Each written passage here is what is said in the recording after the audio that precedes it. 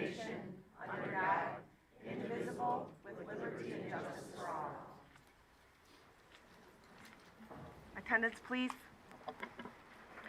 Yep. President Schaefer, Here.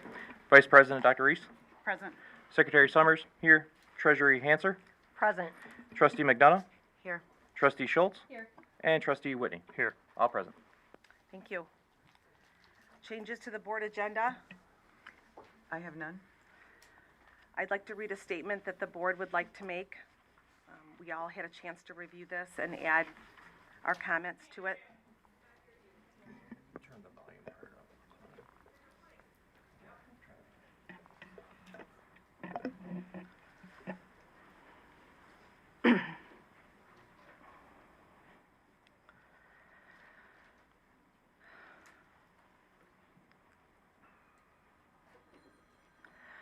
The tragedy of November 30th, 2021 shook every family in this district. Words cannot capture the profound pain and emotion that has been felt across our entire community. To all our students, our families, and staff, and especially the families and friends of Hannah and Tate and Justin and Madison, we are all deeply sorry. We can and must learn from this tragedy while helping every Oxford student continue to pursue their passion and dreams for their futures. At the same time, we also know that actions must speak louder than words. The board hired guideposts to investigate and provide a report surrounding the details of November 30th. The final report was released on October 30th. Last week, we hosted 14 listening sessions, staff, community, to hear feedback from our families and community. And we want to thank everyone who has participated and know that we are meticulously reviewing those details and requests for amendments to the report.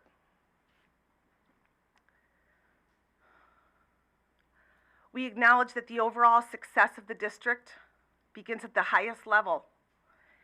As a board, we are dedicated to providing the necessary oversight to ensure adherences to policies, taking great care in selecting our next superintendent, and increasing the engagement of our valued community. We recognize that trust is the most precious asset of a district, and we are diligently working each day within our community. We are looking forward to student advisory partnerships, community dialogues, and tapping into the wealth of knowledge that our students, our parents, our staff, and our community provides to us. Together, as we continue to honor the memory of Madison, Tate, Justin, and Hannah, we are working tirelessly to create a safer and more supportive environment for our students and our staff every single day.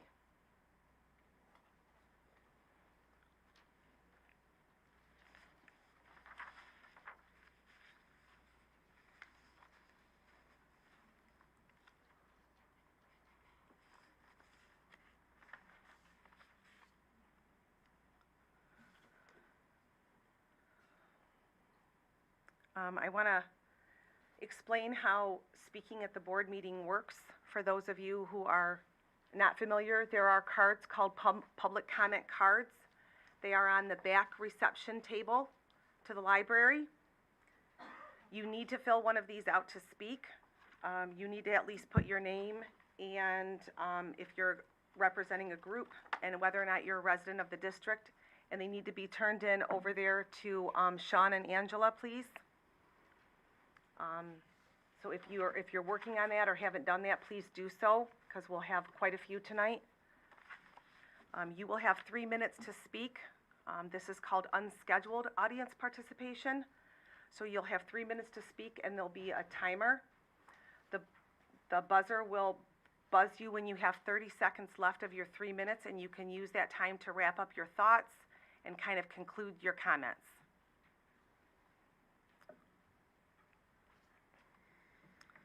We're going to move on to the next section of the agenda. It's called scheduled public comment. This is for people who already sent us a request to speak to the board about an agenda item, not just anything outside of that, but something specific per the agenda.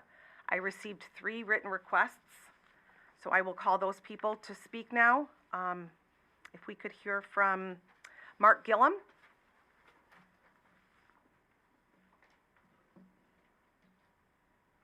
Okay.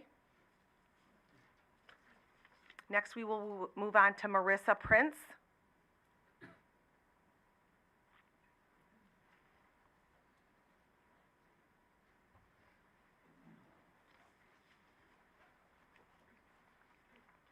Good evening. I know tonight you're going to be choosing a search firm for our new superintendent. My youngest daughter's in 3rd grade, so I'm very vested in whoever you are going to be choosing. My request is that you choose a firm who has a far reach with a broad national network, possibly even an international search.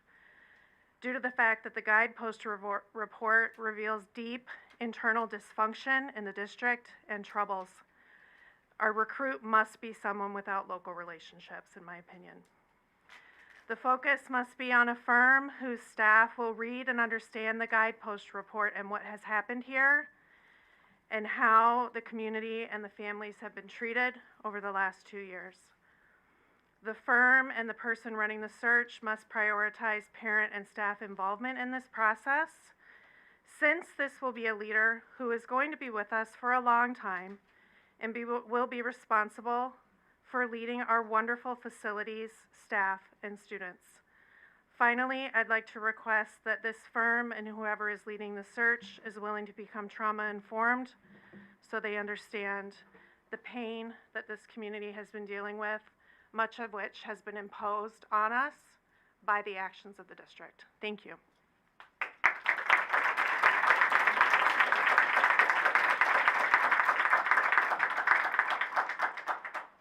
Thank you, Marissa. Kelly Myers.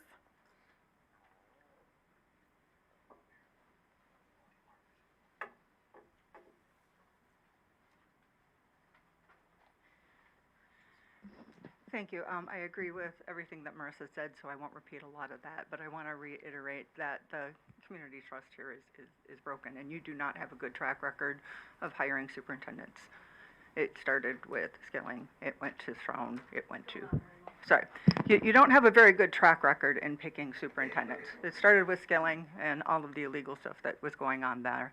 Then you put in Throne, even though he was part of that secret cover-up with the Anstey contract. He should not have had a job. There should have been an investigation done.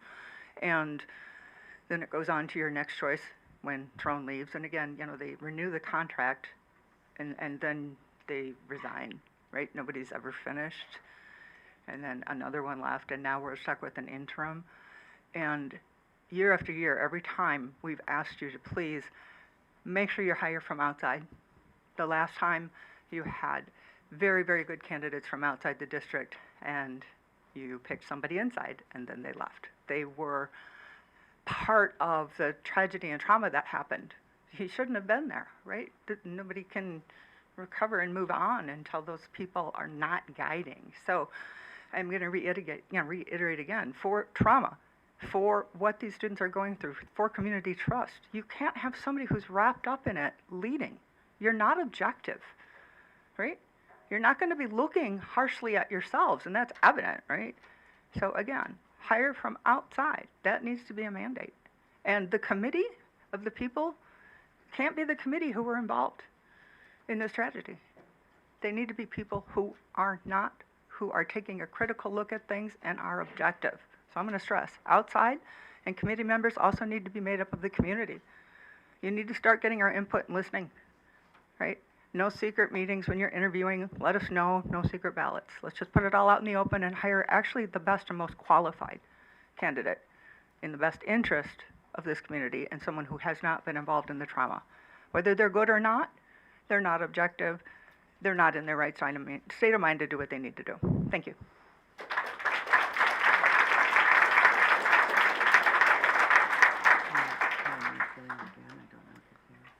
Thank you, Callie. Someone said that Mark came in. Mark, did you want to speak to the scheduled public comment? Okay. Mhm.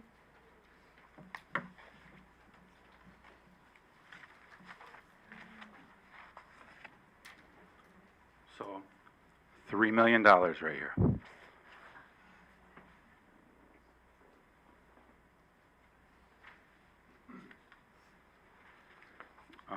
I was looking over the financials, and I just have to say, it's worth looking at. I was surprised how much money you're spending on attorneys right now, and the number of attorneys that you're spending money on. I think it's ridiculous. I think you guys need to resign immediately. We have already taken action.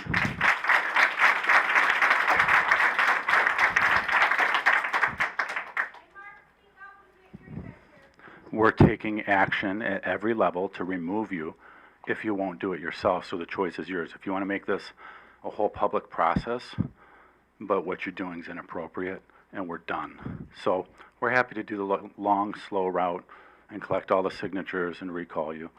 Or you could just resign out of respect for everybody in this room, and specifically the 4 people that are not in this room because of your failures.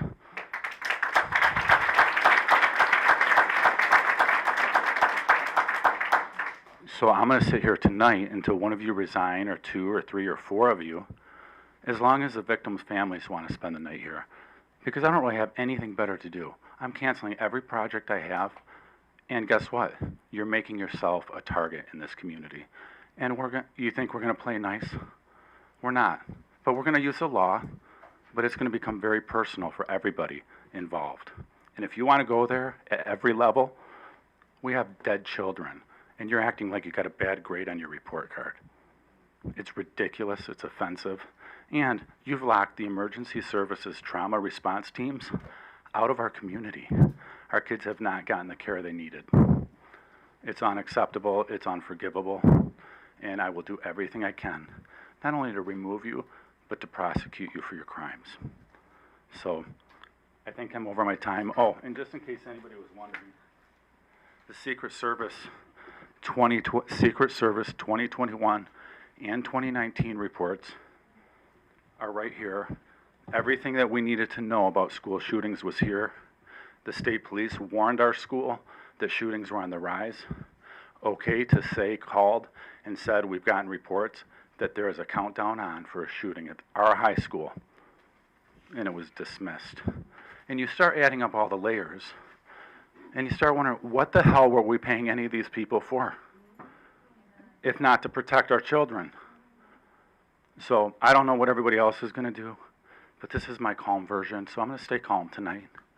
But I'm challenging you at every level, and I'm going to make it as personal as I have to and as public as I have to, and drag each and every one of you out of here.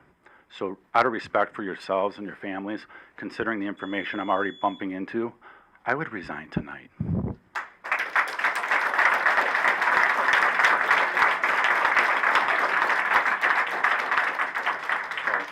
And much love to everybody here standing up for the victims. Thank you so much.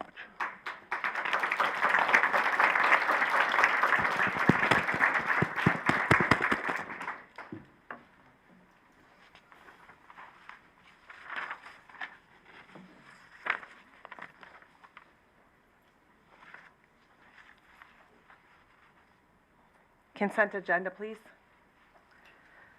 Anybody want to read the action? Mary? Move to approve the consent agenda as presented. Support? Was that Aaron? Aaron, support. Is there discussion? All those in favor say aye.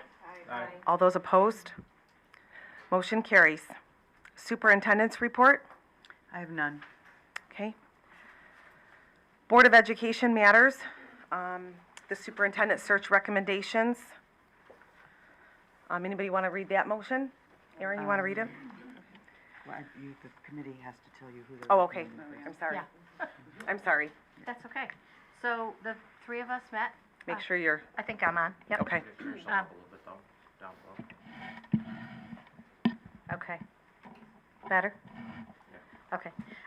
So Mike, Amanda, and I met with the assistance of Angela, Vicky, and we reviewed we had 4 applicants for companies that answered our RFP. Okay. We had a rubric. We took each of the companies, we kind of split them up, we read through the rubric, we scored them, then we went through as a group and agreed or disagreed and had discussion on how we felt they did. 3 of the groups came in pretty close in score. Then we took those 3 groups and each of us did a little investigation, contacted some references, talked to the person who would lead that group. I had MLI. I talked to John. I also talked to a board member who is not the current president in Berkeley, but he did lead the Berkeley search. I had a great conversation with John. He feels like timing is in our favor. He does think that we need to cast a wide net. And he said he's cautiously optimistic, given that, you know, Rochester's looking and Bloomfield Hills are looking. I talked to the Berkeley board member, and they gave a glowing report. They said they did a great job. They were very happy with them. They were very organized. They led the board right through, answered all their questions, answered the community questions, did all of that. So, Okay, okay, Amanda?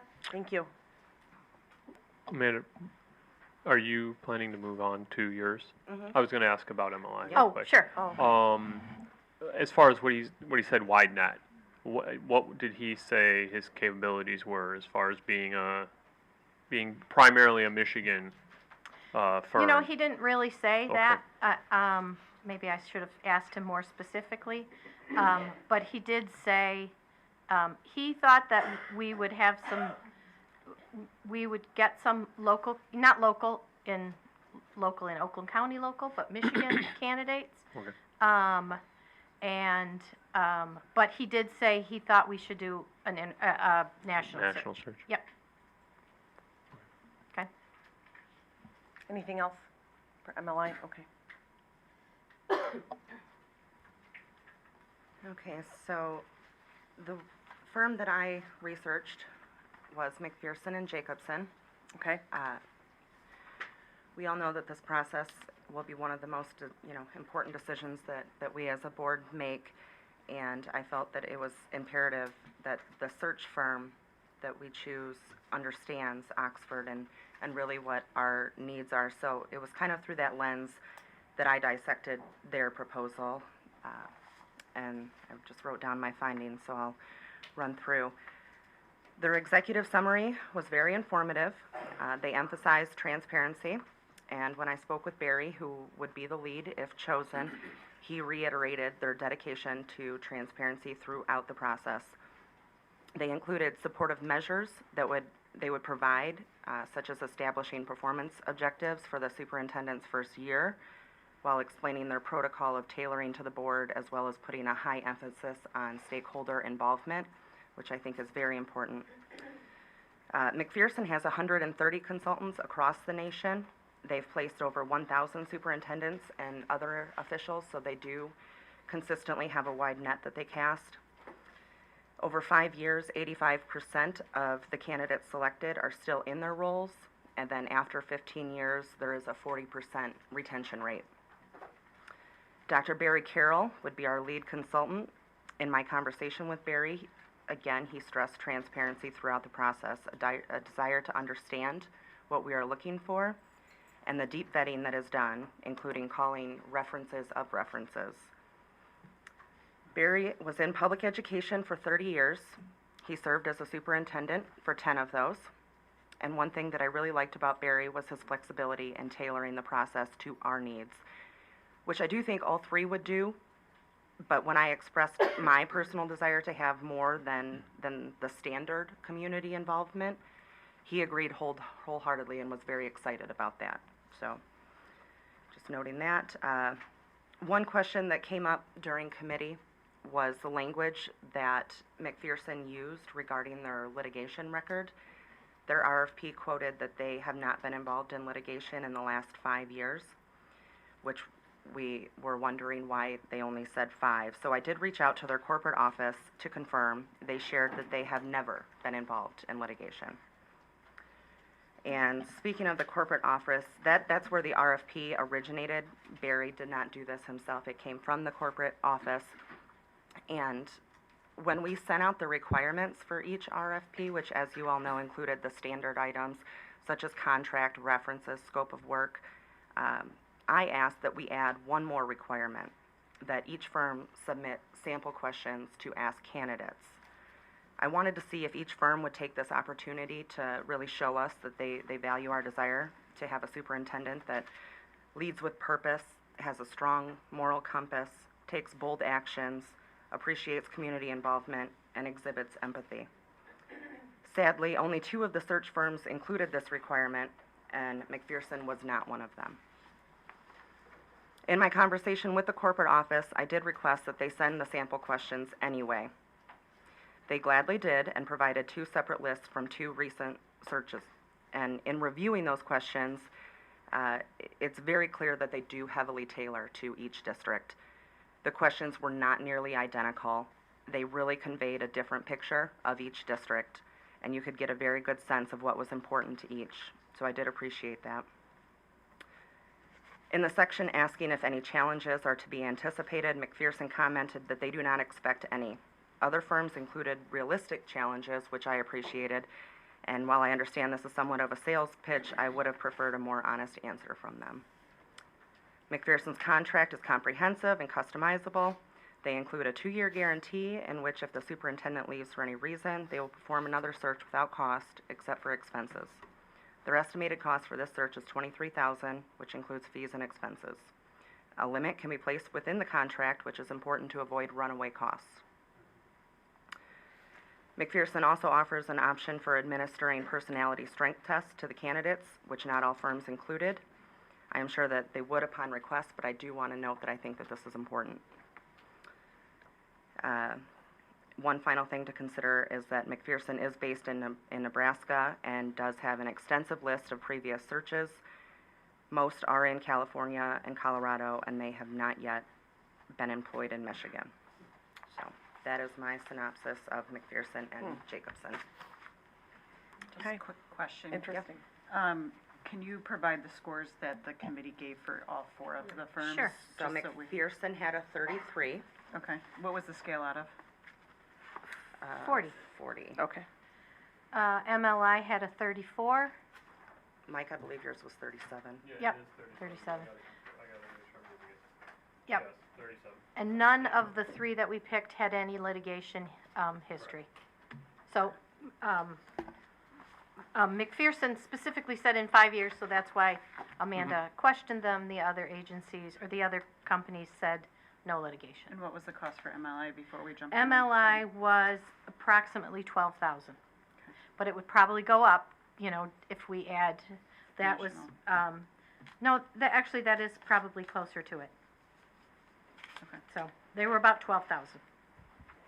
Okay, sorry, Mike. You can- No, no problem at all. Can I, would McPherson be what you quoted plus additional travel expenses because he would have to fly in all the time? That includes expenses. Oh, okay. And Okay. again, we can put a cap on that. They have offered Zoom and in-person if we were looking to decrease cost, but as it is now, it is including expenses to come here, to be in the community and assist us. Okay, thank you. So Good information. Yeah, I got a question, sorry. With a cap, if we hit that, then do we have to go back and renegotiate contract and stuff? What happens then? Like, you're shaking, Yes. is that, So- so it's like starting over from scratch? For example, the personality test that I referenced. Yeah. Some of the other ones had quoted different things, like the DISC personality at about $250, correct me if I'm wrong, a person. The one that they suggest would be $700 per candidate. So that would be customizable based on what we want to do. So if we have, say we want the $700 test, we want all of these things, we want you on site for these dates, that would be the negotiated cap price. And then if during we decide that we want extra services, Okay. then of course we would go back. Great, thanks. Okay, My turn, I guess? thank you. Yep, you're up, Mike. I had taken and followed up with Hazard Young Atia and Associates, HYA. They're out of Arlington, Illinois. As we kind of already mentioned, they had an extensive response to our RFP and ended up getting one of our best grade. They pretty much hit every one of our asks. They are an extensive international firm. They have qualified representatives in, I don't remember how many states, but they have a list on here of many representatives across the nation. They also are a major firm, and they'll post even the job opportunities that they aren't leading. And so a lot of the superintendent candidates go to their site to look there as well, so they get a lot of traffic from that. Okay. Mike Ritchie would be the lead of our search. He's one of their vice presidents. Okay. And he is out of Wisconsin. I spoke to him though, and even on actually Friday afternoon when I called, he called me back within like 20 minutes and was, very helpful, certainly. They do have a representative, Serena Shivers, that is out of Ypsilanti here. Oh. And so she would be helping in, the project team would be Mike Ritchie, Serena, and Scott Winch out of Wisconsin as well. Okay. So those would be the three leads. I've only spoken with Mike Ritchie. They do about 80 searches per year. That's their average in the nation. They have done searches for locals as well, Bloomfield Hills, Birmingham, Clarkston, even Oakland Intermediate actually. So some of those schools local. I did call some of those. I spoke with I spoke with a few of their references. So they gave us specific references in the back. I spoke with two of the board presidents that they used, one in Colorado and one out of Wisconsin, and pretty much had all great things to say. Both happened to have candidates that were selected that were out of state, that moved from out of state.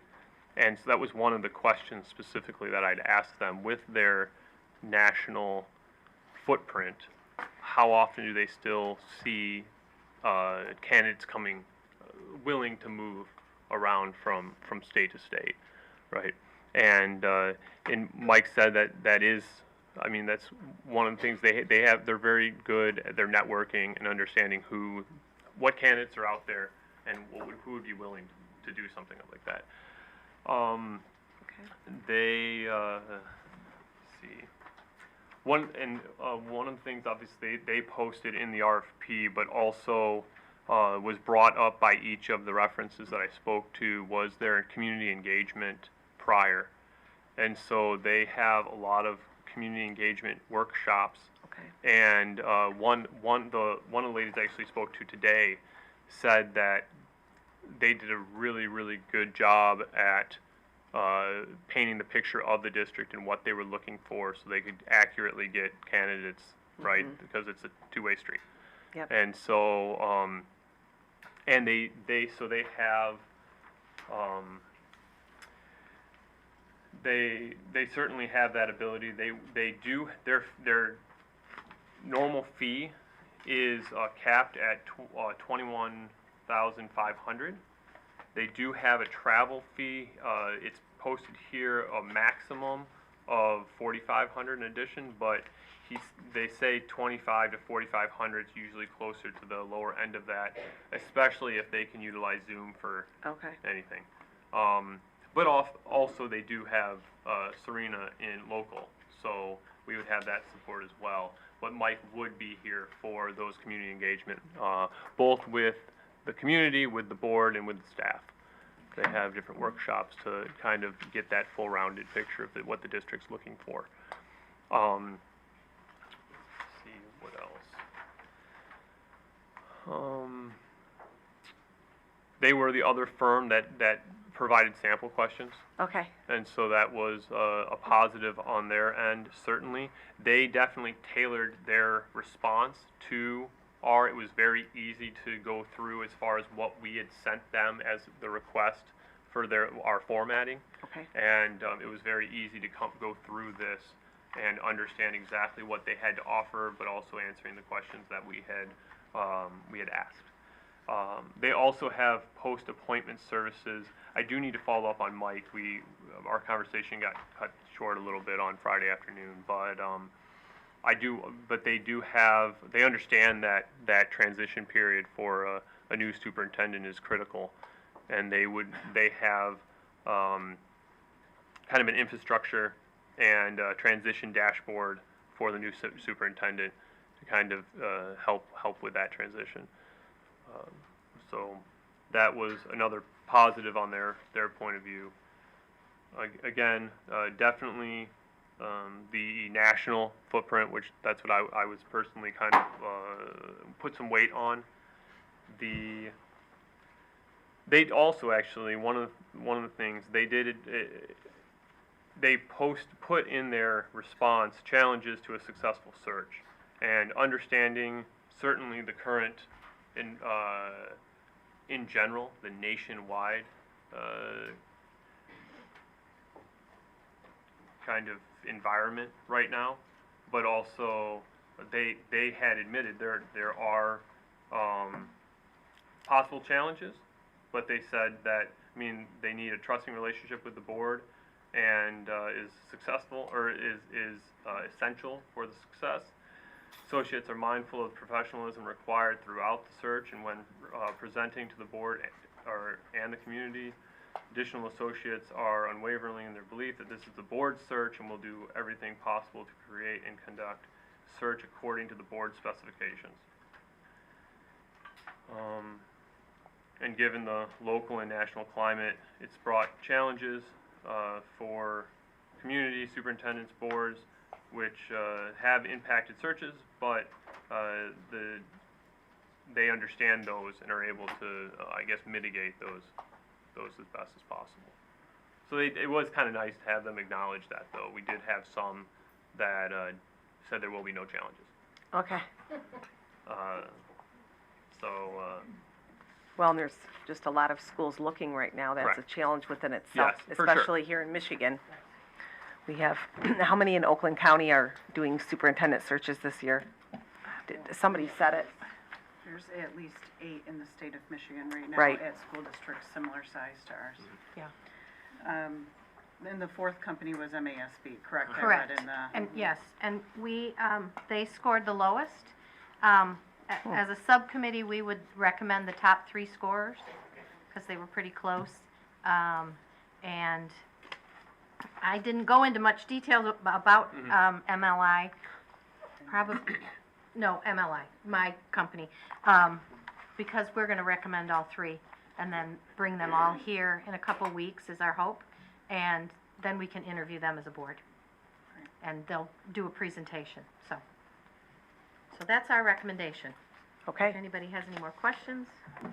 Yeah, and certainly if any of you have questions specifically to an individual company, or right now I've been the point of contact for Mike, and so if you have a question for HYA, send it off. I can follow up with anything in the meantime, so he can be prepared for the meeting. Okay.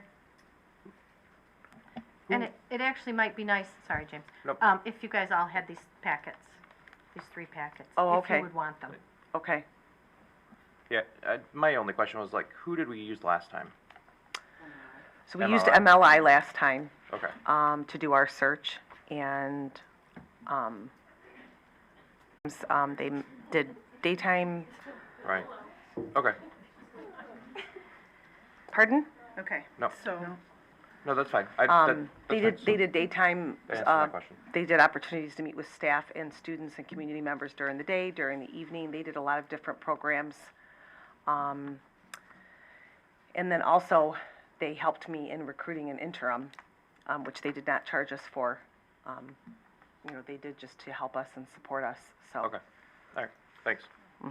So the motion, I'd be happy to make it. So just Okay. to make sure I'm making the names right, it's McPherson, Hazard, Young, Atia, and MLI, correct? McPherson and Jacobson, if you want to be specific. Jacobson, thank you.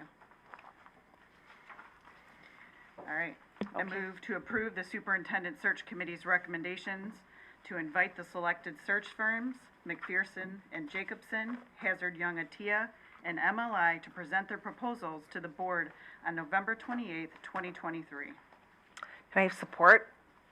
I'll support it. Discussion? Okay. All those in favor say aye. Aye. All those opposed? Motion carries. Unscheduled public comment? Heather, I might real quick, sorry. So would we each individually follow up with ours? Yes. I think the thought was to have them back in 2 weeks, in the meeting in 2 weeks. On the 28th, is that the 28th? Yeah, I would like to make a suggestion for that meeting. Typically, a firm needs 20 to 30 minutes to present to you, given questions that you might ask them. If we start at 6:30, that is fine, but then that gets you to your normal business at 8, if it's possible, and you could start a half an hour early, or if that's convenient, then it's not quite straight, or an hour early. Right. And then I would also suggest that as you talk to them, if each of you are going to call the company, you coordinate the times you offer so that we don't double book. Okay, And Angela can help with yeah. any of that. Okay, if we work with Okay. Angela on that. Perfect. Okay. Help us with that. Okay, thank you. Okay. Are there additional ones?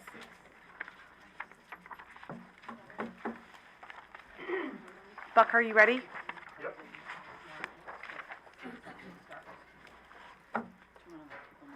Pardon?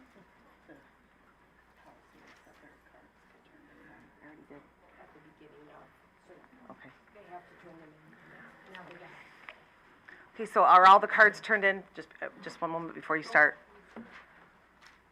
So after the first unscheduled audience participation speaker speaks, then we're not collecting additional cards.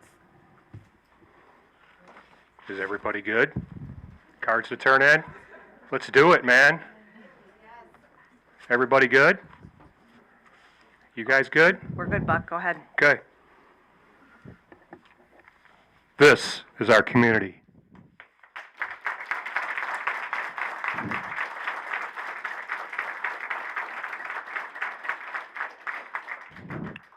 This group consists of community members, students, neighbors, friends, and teachers in the district. Not all want to speak, but being here speaks volumes. We are done with the deflecting and the denial.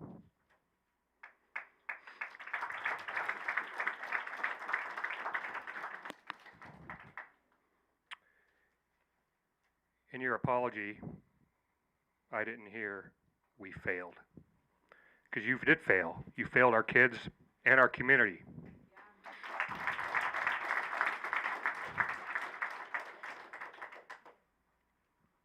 Four kids were murdered on your watch and in your house. I could flip this around and think, from your guys' point of view, how do we know this is going to happen? Well, if you're doing your job and monitoring your business of kids, because that's the business you're in, is kids, and understanding the industry trends, November 30th never happens.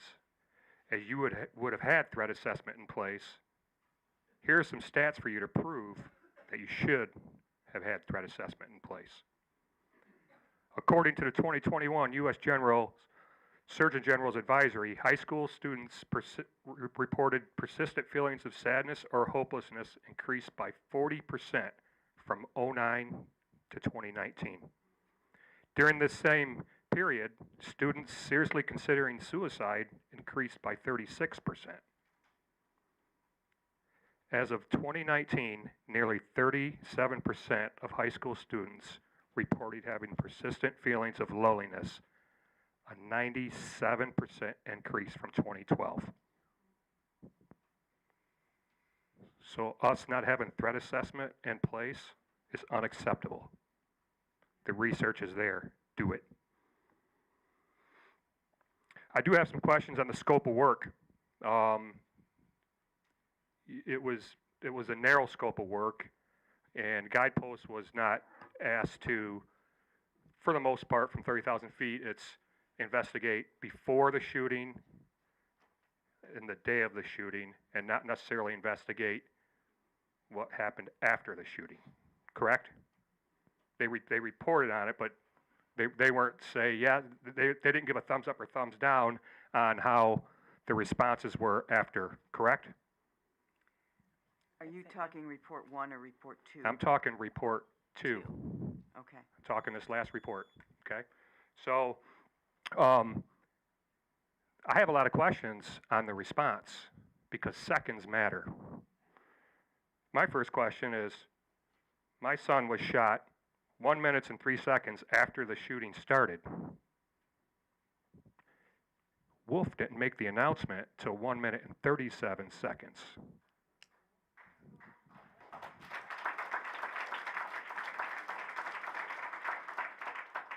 Seconds matter.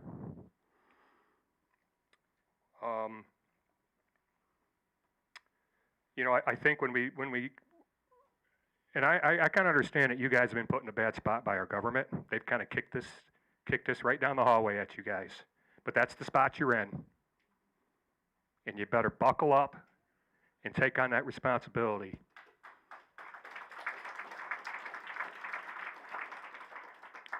So, lives could have been saved. From what I'm seeing, lives could have been saved after the shooting started. And they weren't. Another quick question I have, why wasn't anybody manning the surveillance video? Because that is the most important part here. When everybody has eyes on the shooter, you go anywhere in that school, you can be on the other side of that school in 30 seconds. Nobody was manning the surveillance video. So, Potts was, you know, we're not even going to get into the whole Potts thing, but, you know, why don't we get these questions answered? So I'm going to reach out. I'm calling on our governor to start an immediate investigation on the system response.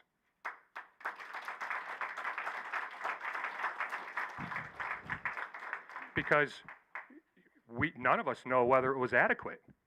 Do you, Mike? Amanda? Heather? Aaron? Do we know if, like, it was seamless and perfect?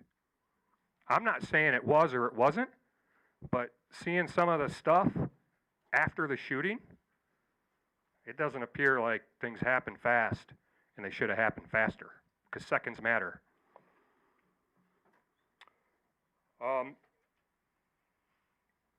We need to learn from this and prevent the next one.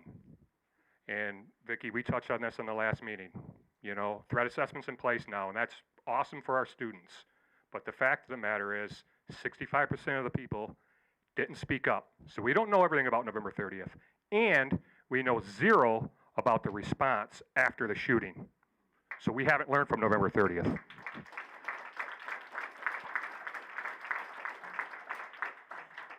In closing, appreciate the apology, but I didn't hear an admission of failure because you failed us. Our government has failed us, and I'm going after them next. And I'm not tired, and I'll take this battle to the grave.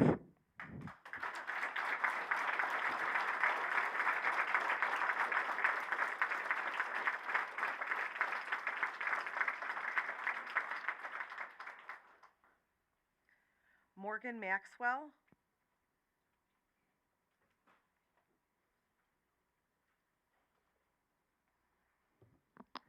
Hi, my name is Morgan Maxwell. I'm a senior at Oxford High School and was a sophomore when 4 of my classmates were murdered in a completely avoidable tragedy. Like many of us in this room, I have my own story of what happened to me in November 30th. I have nightmares about my friends getting shot and me just being there and I can't do anything about it. Those images play in my head over and over again. Have any of you ever felt like you're gonna die? Like genuinely believe that? Because I have.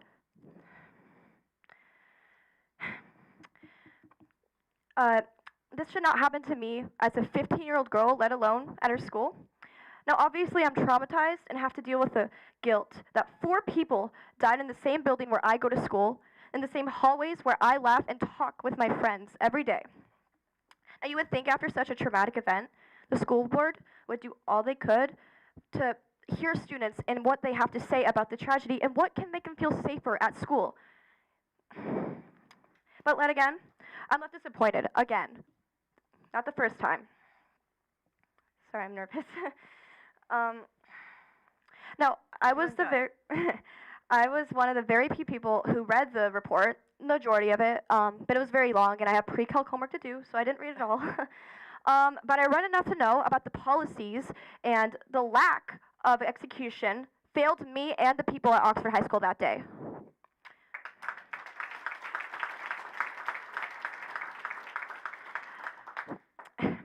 Now, I am aware that you guys have made changes since then, but quite frankly, it should have taken 4 kids dying for you guys to realize that your policies were horrendous. Now, I haven't seen one opportunity to see that students or teachers, their considerations and what they have to say, take into account. I simply cannot understand why the board prioritizes the opinions of people who were not there that day instead of us, the survivors.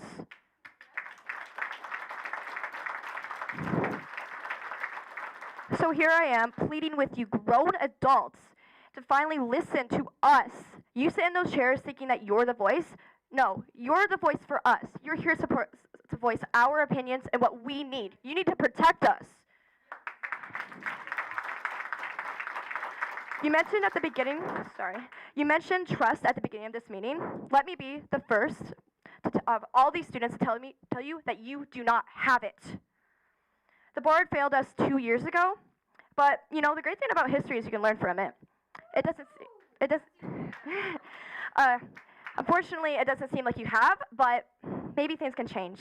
So please learn and listen to us when we say we have something to change or opinions that we have. Thank you.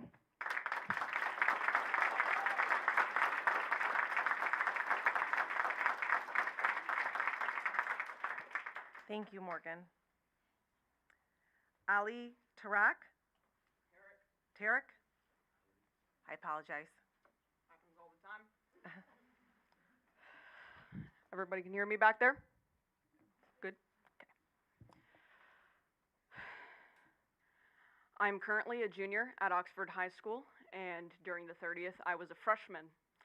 I have 3 minutes to address you guys, and ironically, that's how long that we were told that there was a shooter active in the building, which turns out in the investigation was 9 minutes. I was stuck in that building for 20 minutes until I was walked outside by gunpoint. For some, they were stuck in there far longer. For some, they were told, whatever you do, don't look down, because you're walking over a crime scene. For 20 minutes, I sat and I cried. I told my friends and my father that I loved them, and I believed that I would die in that room. Now, obviously, I was able to walk out unwounded and alive, but not every student had that same opportunity. And though I'm still breathing, every moment moving forward is a struggle. I struggle with the death and suffering of my friends. I struggle to walk back into that building. I struggle to live a normal life, and I struggle to learn because this has changed me and I do not feel safe. Oxford administration never explicitly claimed any responsibility, admitted wrongdoing, or apologized. The board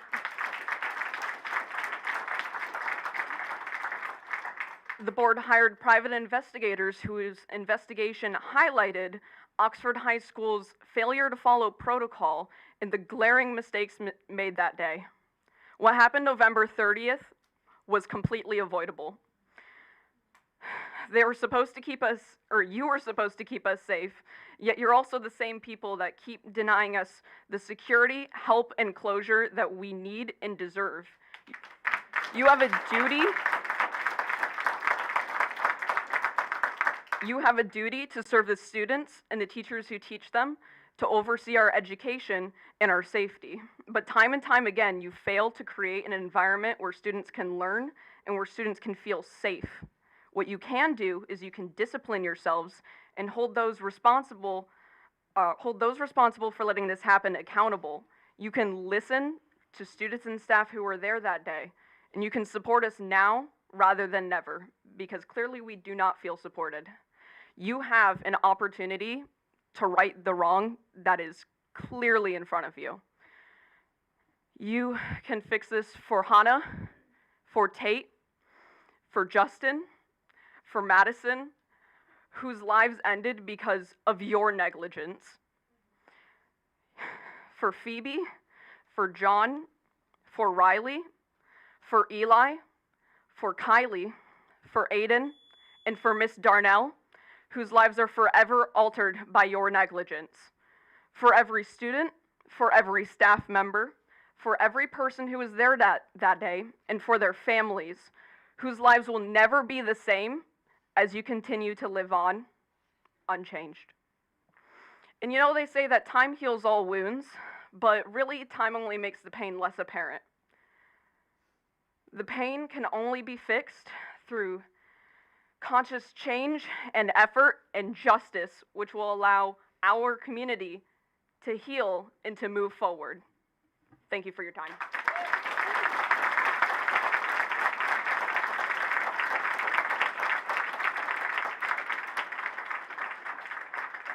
Thank you, Allie. Olivia Upham.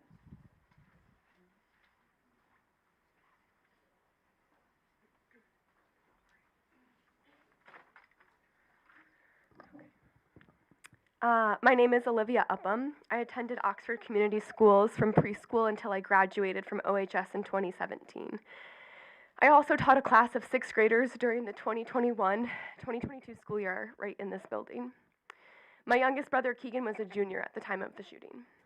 I know I have a shamefully short 3 minutes of your time, but there's a few critical things I need to impart on you, as someone who has spent 75% of their life as a wildcat, someone who locked down with 11-year-olds, and someone who could never quite hug their brother the same way, though I'm grateful I still can't.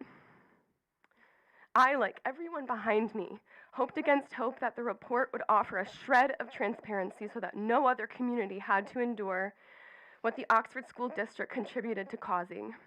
I know that some of you joined or were handpicked to be on the board after the shooting and not before, but it's been 714 days and the report is riddled with all of your failures. I read the report in one sitting and found it imperative to reiterate some sickening figures for you and for this grieving community. The phrase could have shows up in the report 52 times, as in you could have made OCS employment contingent upon participating in the report, as in you could have made sure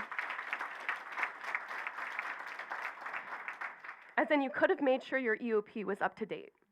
The phrase should have shows up in the report 101 times, as in you were supposed to act with integrity, competency, and the bare minimum as to what is expected of a school district. The word failed shows up 42 times. The word failure shows up 38 times. The phrase the district did not shows up 11 times. The word responsible shows up 46 times, as in responsible for having the correct trainings and procedures in place, as in responsible for kids and educators' lives. Perhaps most damningly, the word refused shows up 62 times, as in refusal to do your jobs, as in refusal to contribute to the pursuit of truth. Those key words and phrases show up for a total of 352 instances, choices, and decisions that reflect negligence, an abuse of power, and if I'm being honest, explicit cruelty.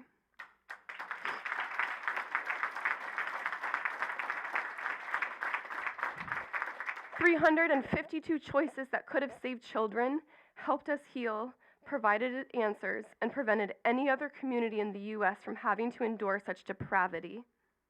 I don't know about any of you here tonight, but if I deliberately obstructed my duties, lied, was incompetent, and made the wrong choice 352 times, I would not have a job.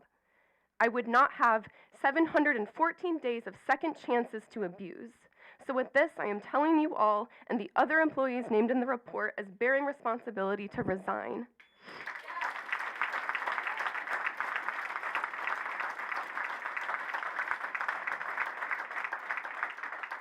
352 documented failures. The true total is infinitely higher.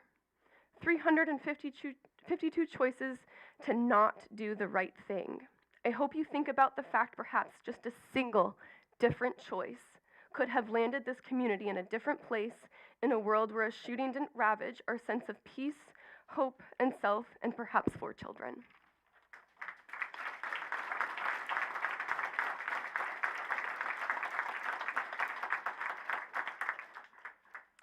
Thank you, Olivia. Callie Rosner.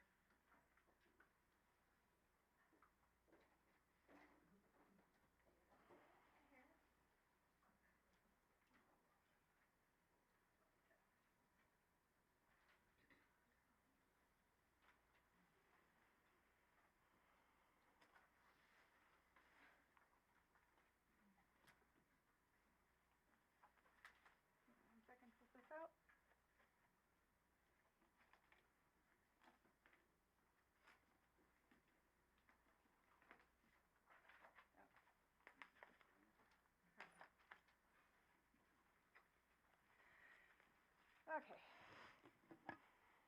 Now I'm starting. Okay. So, I heard a couple things in the forums. You've heard me speak a lot.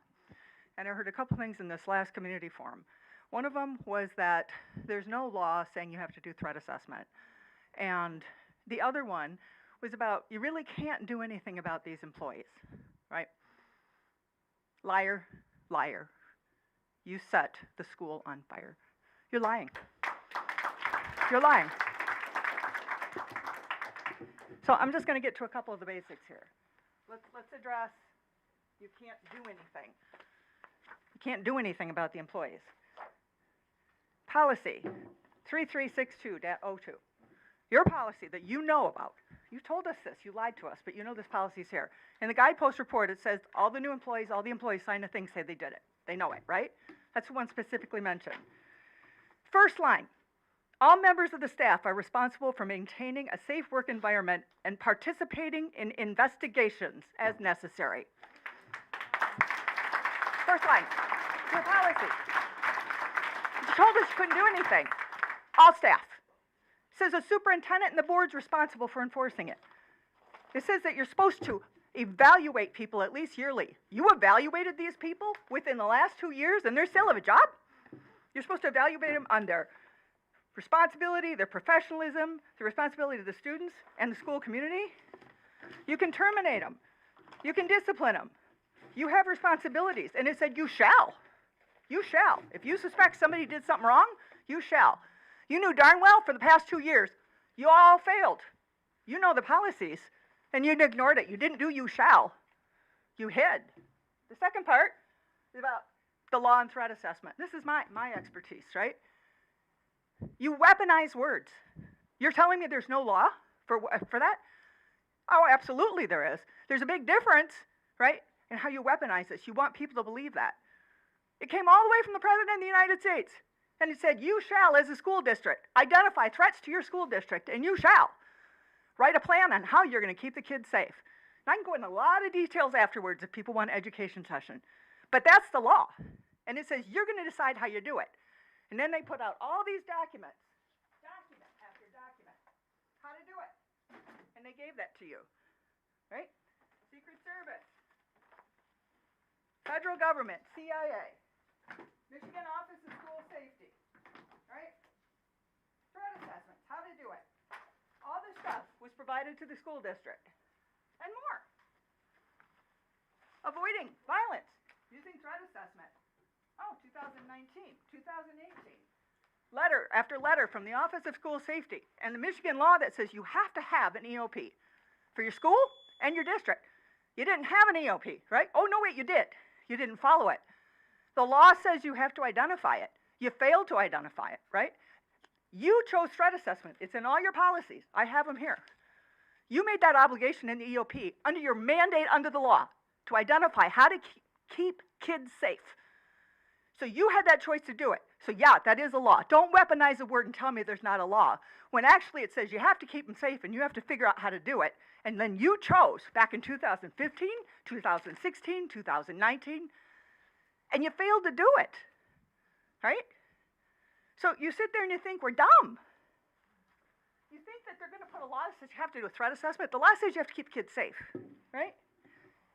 So, Where are we at on time? okay, I'm done. I Yeah, now okay. understand. It's people like you why they have to make mornings like this. Okay, you need to resign.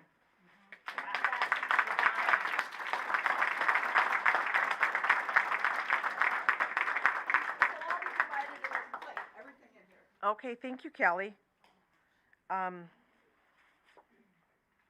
Avery, is it Bluenstein? I'm sorry. Avery Bluenstein.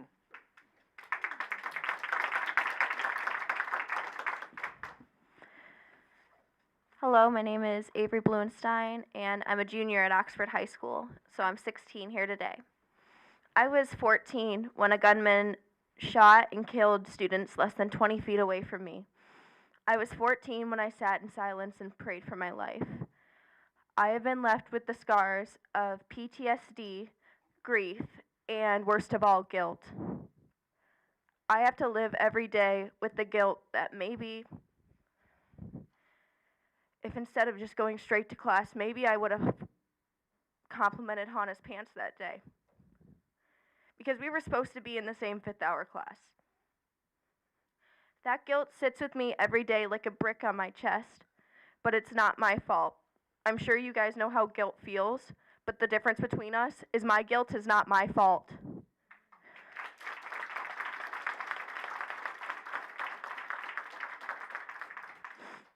I am here today because I am beyond disappointed in the school board. I go to a school where 4 students were slain outside my history class. And yet, there is Rep. Josh Shriver, who is now working in the district. He has voted against safe storage laws, against common sense acts that could have prevented this tragedy at my school. His presence at my school is an insult to me. It's an insult to all of us here.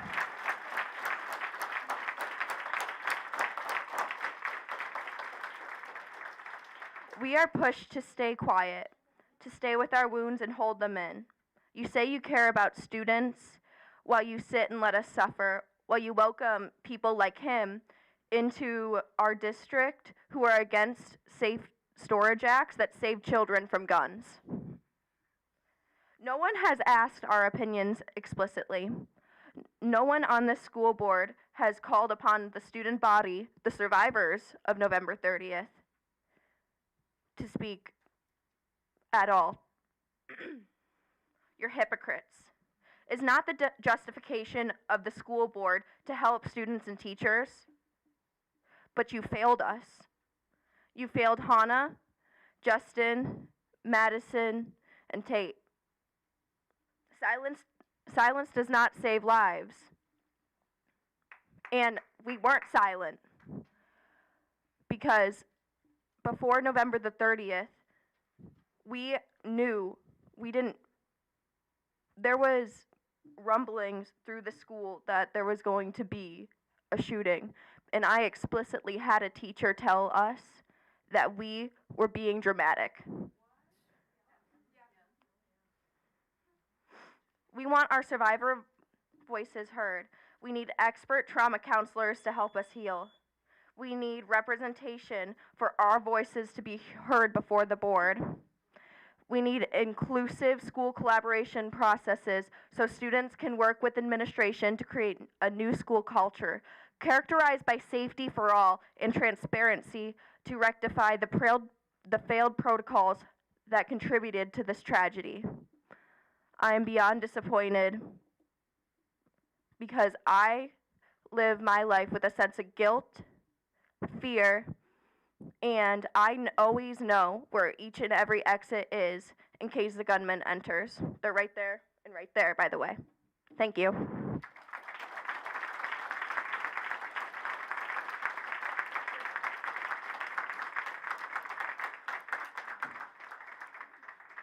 Thank you, Avery. Charity Wilkowski.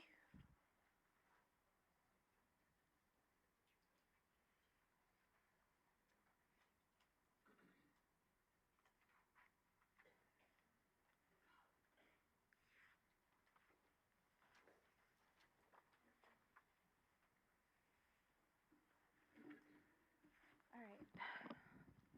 I'm here in support of the families. I'm just a mom from a neighboring community to Oxford, and my heart breaks knowing what happened to these young people and families that dark day almost 2 years ago. The families who lost their children and have been asking and pleading for answers, only to be met with silence, redirection, ignorance, excuses, a blocking of every inquiry, and utter lack of compassion. I wonder if we could put ourselves in that situation for just a moment. Your world is shattered, but you are expected to go on without your child. Each day, 1 foot forward, and all you're asking for is an apology, an explanation, accountability, assurance, so maybe the healing process can begin. These families have been in despair and heartache, the kind I can only imagine. Please, someone within the Oxford administration, do the right thing and give these families what they are asking for. I am praying that someone who has the knowledge and authority to do so, to choose honor and integrity over fear and intimidation. To those families who have lost your children, your sibling, your family member, your friend, your world, we are still here. We see you. We pray for you, and we are with you. Thank you.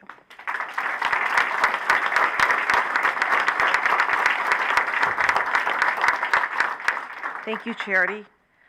Gazelle Gillum. It's Giselle, by the way. How are you today? Good, how are you? Not great.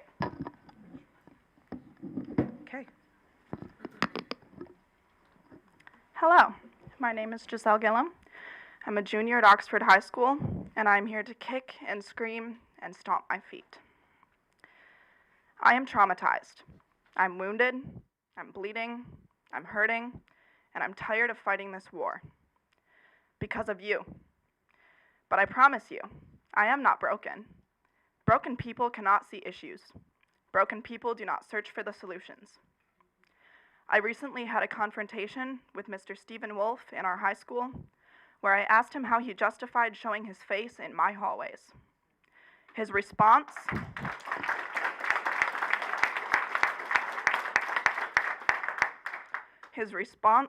was, and I quote, "Well, because I belong here." This is an accurate representation of the demeanor of the board and administration since the day of the shooting. You have failed us. You are responsible and guilty of wanton indifference and gross negligence. You ignored red flags and failed to educate your team and take action to enforce emergency response and threat assessment protocols. You failed our children, and now you have the blood of 4 and a lifetime of trauma for 1,800 more on your hands. And somehow, you justify strutting through my hallways in my community, prideful, with a sense of belonging. You do not belong here. Your faces are my greatest triggers. When I look in your eyes,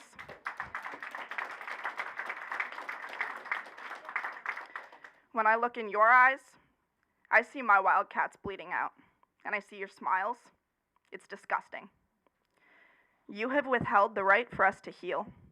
You have silenced us and shut us up since the day of the shooting. Before that, actually. God forbid we ever speak up and say the truth.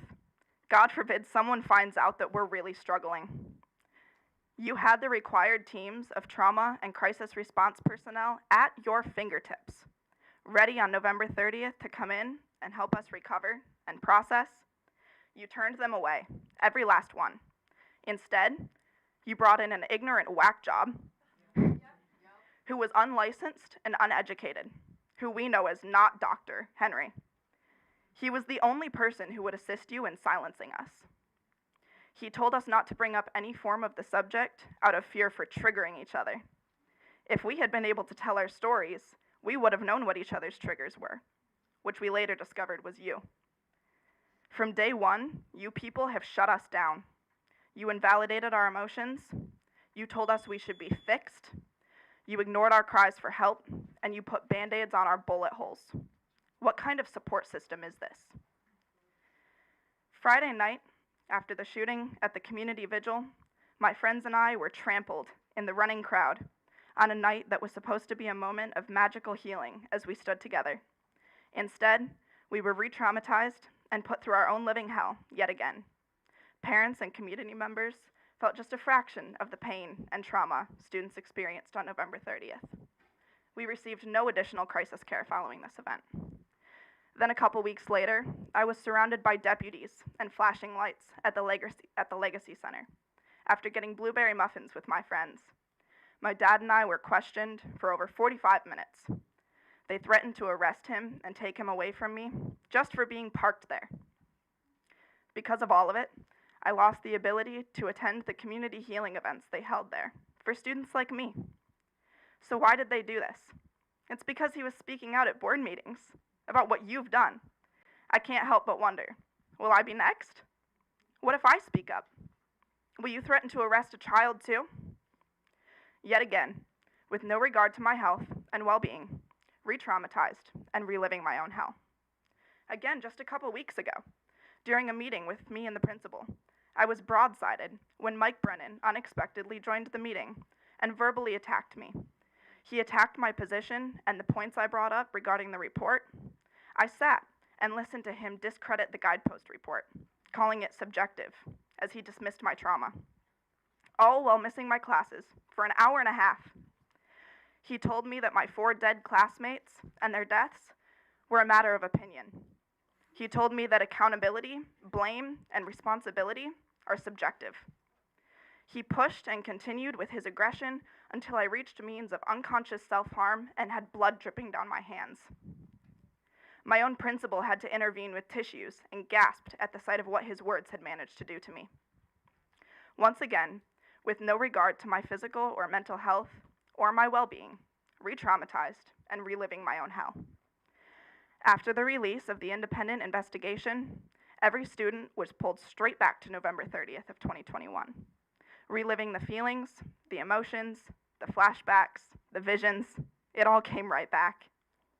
After the shooting, we received money and ribbons, free meals and prayers, community gatherings, and missions to restore our innocence.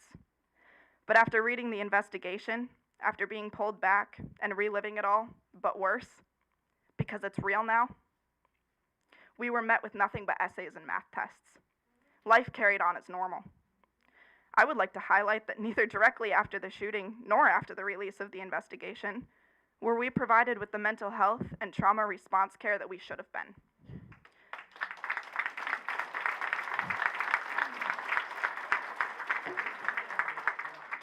May I also ask, how do you justify granting men whose actions assisted in the death of 4 children promotions over the entirety of the district or working with troubled children?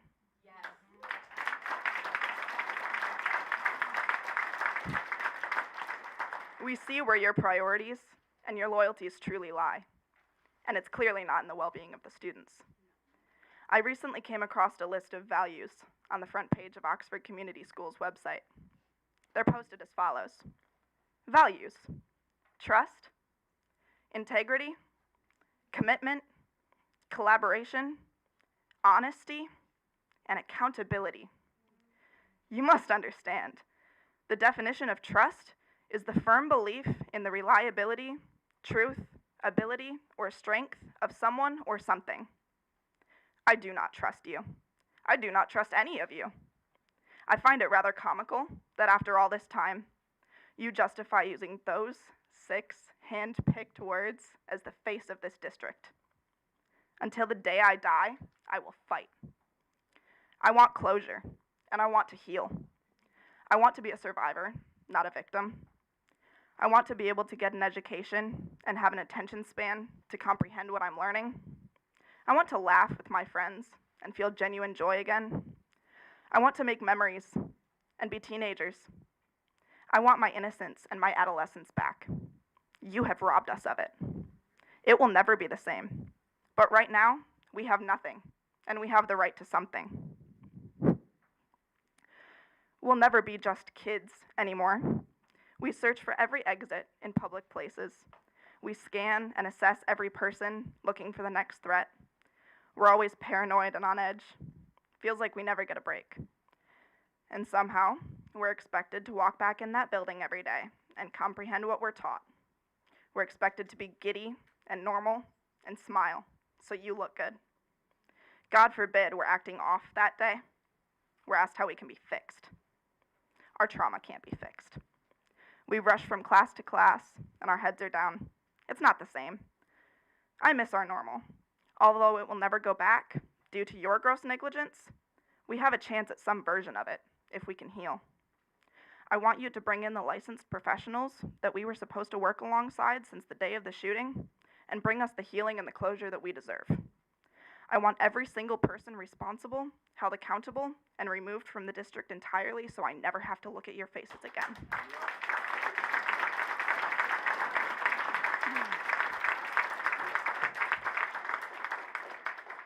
I want a memorial, a real one, not created.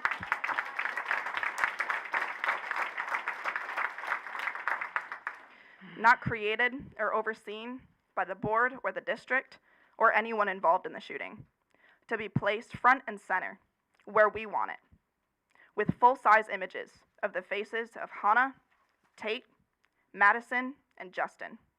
We must remember them. Their smiles are not my trigger. Yours are.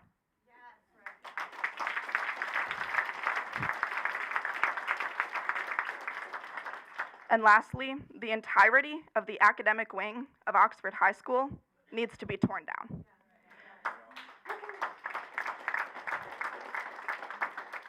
You would never request a veteran of war to step foot where his brothers lost their lives. Why should our children be forced to do it every single day?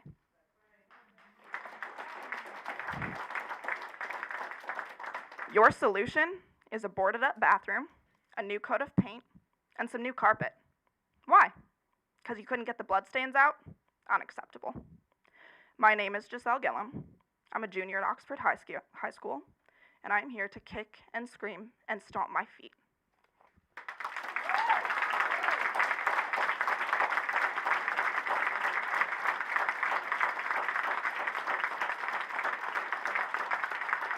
Okay.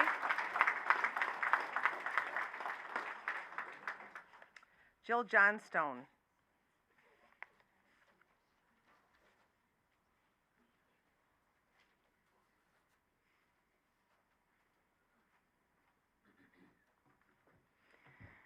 My words are not nearly as powerful as any of the words that I've heard tonight, but they mean a lot to me, and this is what I have. As I've expressed previously, I love our district. I have 3 children in the district, 2 with learning differences, and have been completely impressed with our elementary and middle school, and always believed that we must have exceptional leadership at the top to make all the things happen for my kids that have happened. With that experience, after the shooting, I trusted that the leadership in our school would live by the values they profess: trust, integrity, commitment, collaboration, honesty, and accountability. To the families and students who have lost so much, I am so sorry that I wasn't paying attention.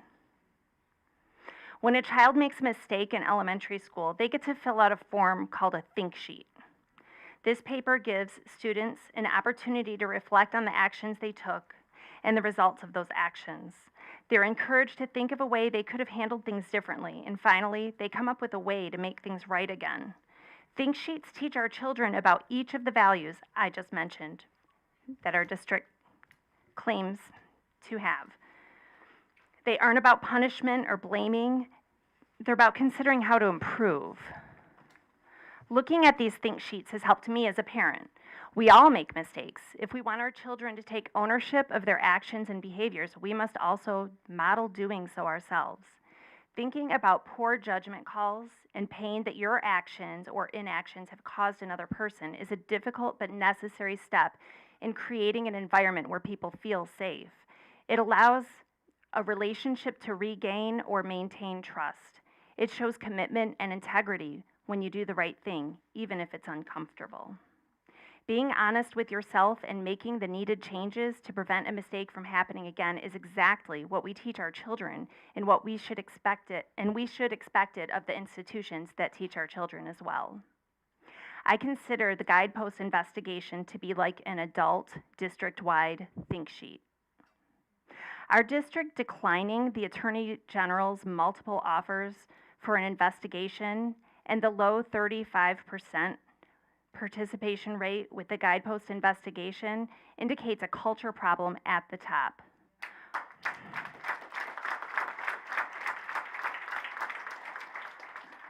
Why would people who have dedicated their entire careers to children not feel compelled to participate in an investigation that could help make our schools safer in the future? Why would our district not want to complete a think sheet? We've had 2 years of opportunities to collaborate with students in our community to ask for the support and the help that our district needs. We didn't take that. There's nothing we can do to bring Tate, Hannah, Justin, and Madison back. We can't erase the scars of the wounded students and teacher, but we can help heal these families. We can continue to ask our schools to live up to the standards they expect of our students. We should accept nothing less than a culture that allows our schools to be the best they can be. This culture would utilize the qualities our district prides itself on, and I ask our school district to analyze all of its actions and take ownership in the areas that need improvement. Thank you.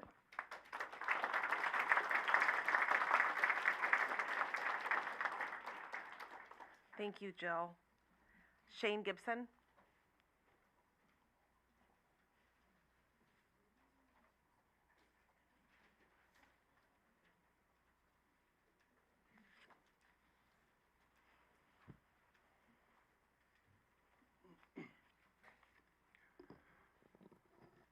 Good evening.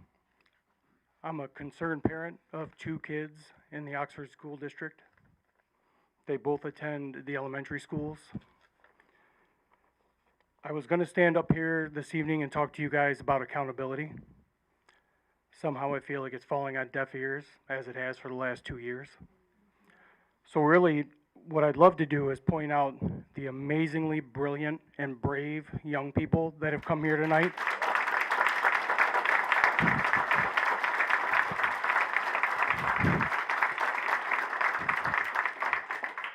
They have spoken so eloquently, like nothing I could say could even come close to the impact that their voice has.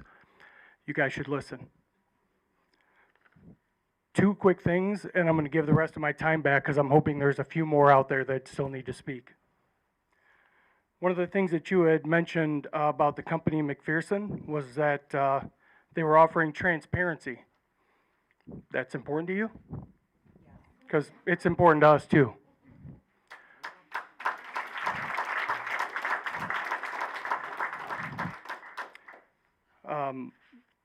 HYA, I think, was the company that you had spoken about. You used the term trusting relationship with the board. Where's our trusting relationship with you?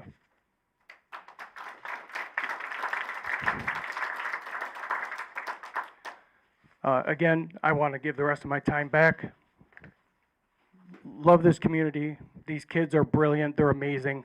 Open up your ears and listen to them, please.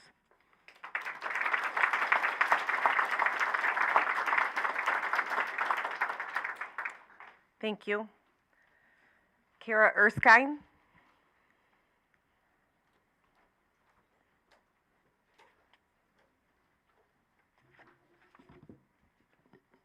So I had a speech ready, going, but they're saying it.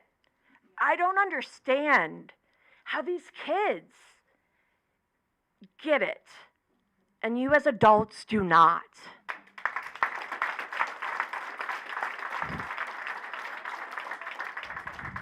Time and time, today, last board meeting, the board meeting before that, every board meeting for the last 2 years, they are saying they want Mary gone, Heather gone, Colleen gone,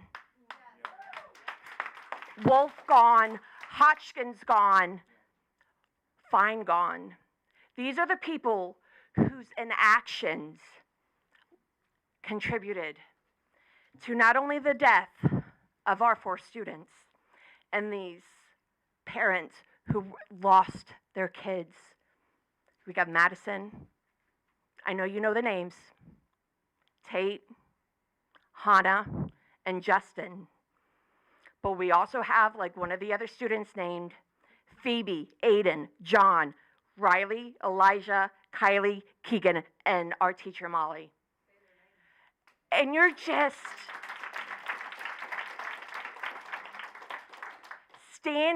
sitting there, watching us stand up here and beg and plead, stone-faced. All of us are breaking down, wiping away tears, hearing these kids speak for what they want, and nothing from you. And we got nothing from you for the last 2 years. We want you gone. Now.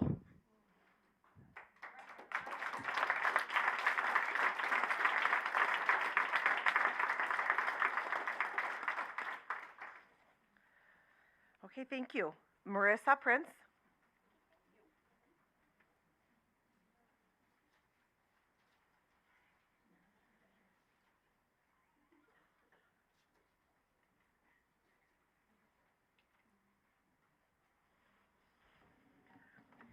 I love our high school students so much.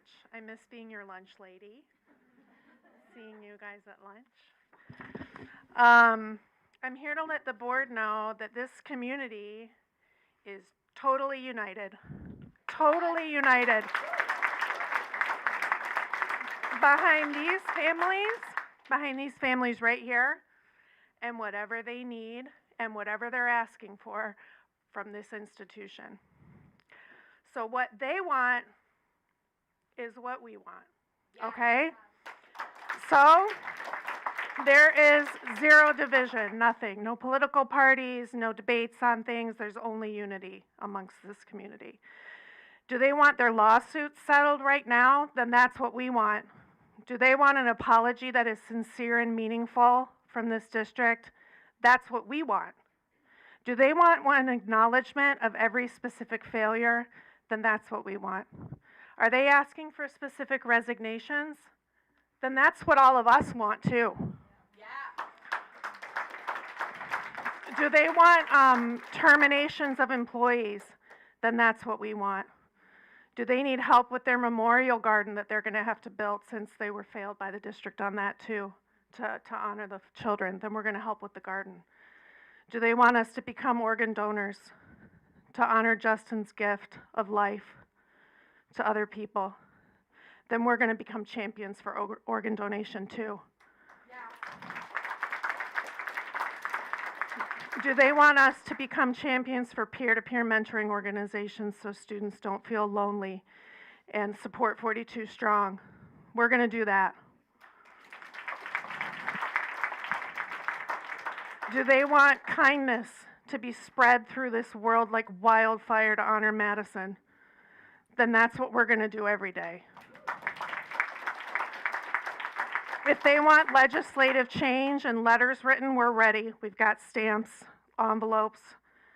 We'll do that. Do they want elected officials replaced, including members of the school board? Then we're ready to do that too. Do these families need protection and insulation from further cruelty from this institution? We'll protect them. We have waited 2 years for these investigative findings to tell us what all of you already knew. You already knew it. We didn't have to pay $3 million to find it out. It was all there. We paid people to come in from New York, I guess, to write it all down. But it was all there. These campus murders were avoidable. These poor kids, they didn't have a chance. The district was responsible for keeping them safe and secure, and they failed our students and our staff.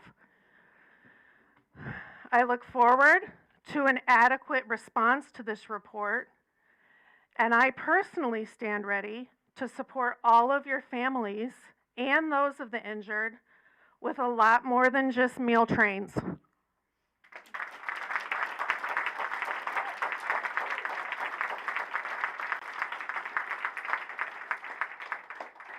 Thank you, Marissa. Kristen Carr.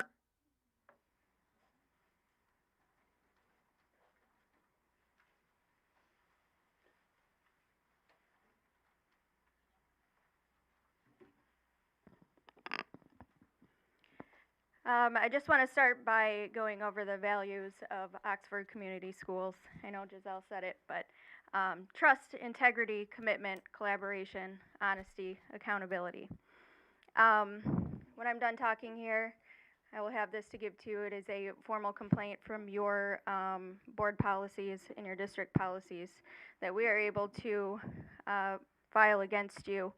This complaint is against Heather Schaefer, Mary Hanser, Superintendent Vicki Markovich, professional staff named in the guidepost report, administrative staff named in the guidepost report, all individuals who failed to present themselves or failed to cooperate with the guidepost investigation, as discussed in the guidepost report.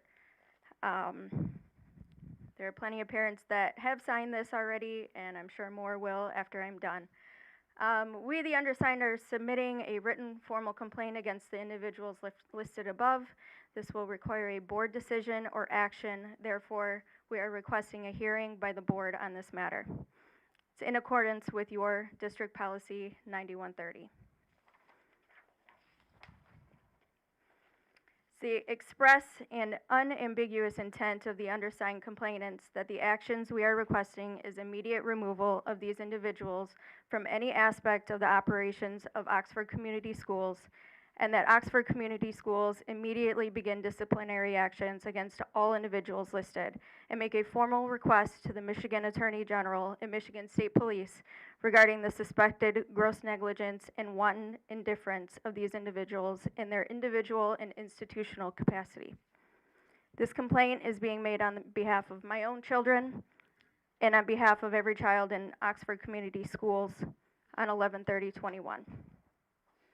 Each undersigned complainant does hereby declare and affirm that we have a legitimate interest in the operations of the district, and therefore, as stated in your own policy, have express right to present a request, suggestion, or complaint concerning district personnel, the program, or the operations of the district and Board of Education. This complaint contains information pertaining to the Michigan laws and district policies that Oxford Community Schools violated, and includes events on and before 11/30/21 and subsequent actions to this date. The allegations in our complaint, the parties listed above failed to provide for the safety and welfare of district students on and before November 30th, 2021, resulting in the deaths of 4 students, the injury of 7 others, and immeasurable trauma caused to the entire community. The individuals identified in this report failed to follow Michigan law, policies, and required procedures, and failed to follow, implement, and train for the district and high school emergency operations plan. They were and are aware of their legal and ethical responsibilities under the emergency operations plan, and attested that they were and are aware of their duties and responsibilities, and that failure to follow the EOP can result in injury or death. I'm going to keep going. Additionally, Superintendent Vicki Markovich has had the duty and obligation to provide factual information to the public, provide proper notification to district families and the public, and provide proper crisis support to survivors, victims' families, and the community at large since the beginning of her tenure. She has failed to do so, resulting in the degradation of the mental health and well-being of those listed above. Furthermore, it was critical that the Board of Education Superintendent Markovich mandated Oxford Community Schools personnel to cooperate with Guidepost Solutions in independent investigation as a condition of employment. Those who did not comply with the request for cooperation with Guidepost violated their responsibility to Oxford Community Schools in accordance with the district's policies and guidelines. These individuals had a duty to cooperate, therefore we are asking for their resignation and cite by reference their names listed in the guidepost report. It is clear and evident that the individuals named in this complaint violated MCL 380.113B from the revised school code and its requirements to provide for the safety and welfare of district students on and before November 30th. They failed in their requirements and duties to follow District Policy 1210 and abide by MCL 380.1308B, resulting in their gross neglect of duty and wanton disregard for the safety and welfare of staff and students on or before November 30th, 2021.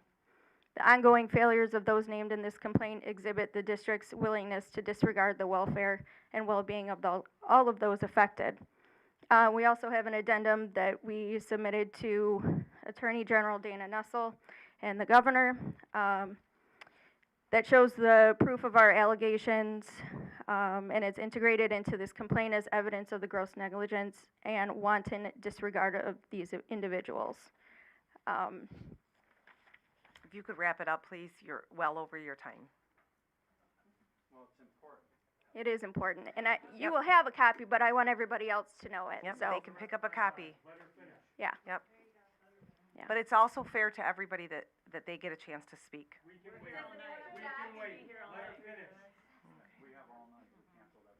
Oh, great. It's just a great display of, how you've treated us over the last 2 years, Heather. That's why we want you gone. Okay.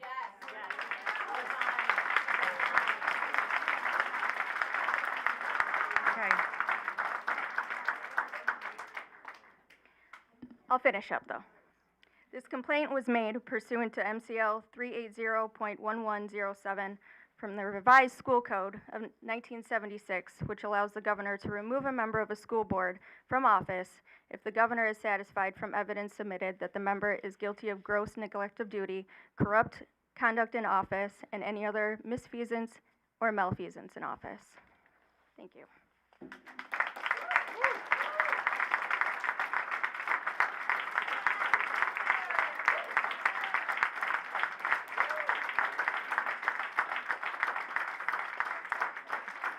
Mrs. Tomczak?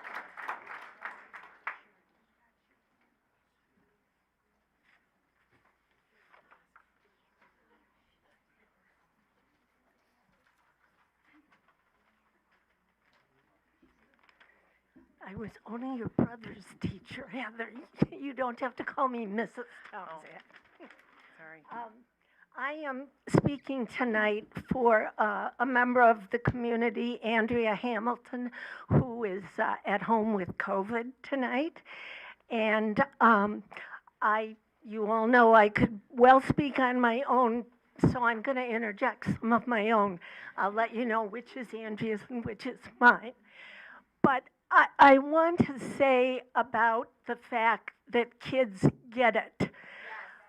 I have spent 30 years of my adult life in this building, which was Oxford High School, as a teacher and as a counselor. And I know that kids get it. And I know that because they've not yet been corrupted by adult ego and priorities and all the other messes that come with us in our adult life. If you look kids in the eye and listen with the intent to hear, they get it. They'll tell you. And I can't be prouder of the people who've spoken than I am now. Andrea's point, she is a social worker. Her point had to do with the threat assessment and the fact that Superintendent Markovich said in one of the listening sessions that there was not a state law to do a threat assessment. Well, she, coming from her background as a social worker, not only is the job of the counselor or social worker to do a complete threat assessment because it's the right tool to use, it is their job and it saves lives. And if we want to go further, it is also within our ethics and pledge at graduation. It's a terrifying job because lives are on the line, and that is why each and every one of you take all the time needed to ask all the right questions. I have a threat assessment form that I use, given to me by whom? The state. The state says I should follow it. It includes asking about access to weapons because it is the very nature of the screening in the first place. Missing this step should cost a professional their license or their job. And you know who will decide? The state. Now, perhaps I risk being hired again by speaking up, and that's 100% worth it to me. But then again, it must not really matter because you went ahead and hired Josh Shriver, the state rep, with a record of voting against public school funding and for child marriage. You hired him to be an assistant coach at the high school. Wow, isn't that the hypocrisy of the board? To turn down Dana Nessel's offer because it might be political, but how in the world is it not political to hire a literal politician whose wife is also a coach in this district? It's bad enough that his wife is allowed to coach, and now he is hired. It's disgusting. Conflict of interest. It sounds so uncomfortable for parents and students alike. Why would you ever think this would be okay?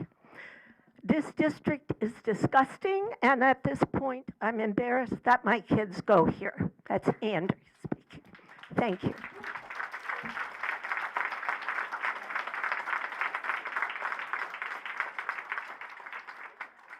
Okay, thank you, Mrs. Tomsiak.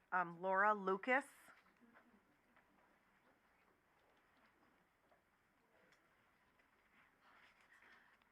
Hi. Nice twist. Very clear. I have not spoken in front of any of you in this capacity so far. It is far past time that I stood up and just said at least something. When I think about the trauma that happened to us, I think of two very distinctive entities. One, there was a trauma where I sent my daughter to school, never to come back the same. And I grieved the loss of my daughter and who she was every single day as we try to heal. That's one thing. The second trauma that is so completely uncomprehendable to me is the response by the school afterwards. 100%. And while I have not spoken in front of you in this capacity before, I have watched every board meeting or been to a board meeting. I've seen everything that happened. And for the last 23 months, I've watched gaslighting, lies, denials. Unbelievable. And I know some of you are newer. That doesn't make you any less culpable. I understand that there was supposed to be someone come speak to us today about how accountability is not blame. There's been a lot of blame that you guys have earned over these last 23 months. I won't speak to the accountability that the report gave us. I'm very somewhat pleased with the thoroughability of the report. There's definitely some missing pieces to it for sure. But yes, I don't know how you can sit in front of us today with all these kids saying how they feel and looking at a stone face. It's time to give us new leadership.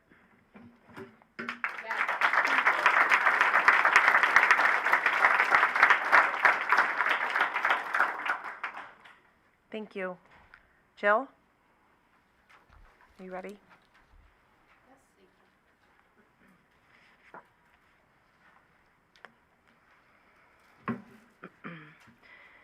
Clay and I spent our day, Clay is Justin's younger brother, we spent our day today at the Gift of Life headquarters, working on a project to help other families navigate the experience of organ donation. It's a worthy and noble cause. But let that sink in. That's not how we should have spent our day. We should be with Justin. He should be here. We should be getting excited for the holidays, maybe celebrating some college wins. But that's how we spent our day. I do want to say I'm grateful to Andy O'Connell and the Guidepost team for providing the third-party report. I also appreciate everybody who dives into those details. I know they are important. But for me, it was very validating and confirming. It confirmed most of which we already knew, that the board failed, the school failed. We knew that. But there were details that were confirmed, and it felt good. I felt like someone was standing up for me, and it's documented down to the minute and to the second. So I'm very grateful, and I want to say that publicly to Guidepost. What was confirmed over and over again and documented so thoroughly was that the murders of Justin, Tate, Hannah, and Madison could have and should have been prevented. That the 7 other wounded children, several of whom they could have died. They had some pretty severe injuries. Their wounds could have and should have been prevented. What was confirmed over and over again in that report is that an entire high school body of children, which were deeply traumatized and forever changed, that their suffering could have and should have been prevented. It is crystal clear. These are the issues that we need a response to in regards to your December 12th response. These are the issues. Let us not forget the 4 murdered children, their siblings, their grandparents, their aunts, their uncles, their cousins, their co-workers, their friends who are in other districts. They've been traumatized and forever changed by the horrible massacre that happened on November 30th, 2021. Their suffering could have and should have been prevented. What we need addressed is the massive failure from the board, the administration, and the staff. Additionally, what I expect a response to is the fact that Justin was still alive when Potts, the armed security guard / lunch lady, opened a door to the bathroom and did not clear the room. I also expect, thank you. It really matters. It really matters. I wonder if the cameras had been on and someone was monitoring him, if that could have ended up differently. I'll live with that. I'll always wonder that. You understand that, right? I'll always wonder that. What I also expect a response to is the fact that no one was monitoring the cameras. They weren't turned on. Justin was still alive when the first RO, armed, returned to the school. So twice. Well, 3 times, top down. Never should have happened to anybody, but now we've got, 3 strikes for Justin where he potentially could have been saved. I expect a response. It's all in the report, minute by minute, down to the second. How many more could have been saved if someone had been monitoring the security cameras? So to me, these are the major things that need to be responded to. And in closing, I just really, really want to express my gratitude to all of the community members, the parents, the brilliant students that I am so proud of, that have been coming and speaking for almost 2 full years. And I haven't had the strength to come often, but I watch on the YouTube channel. I am so grateful. You have been speaking up and calling for accountability and change. You have many facts. You bring so much to the table. And I want you all to know that I appreciate it. And thank you. And God bless you all. I love you. Thank you.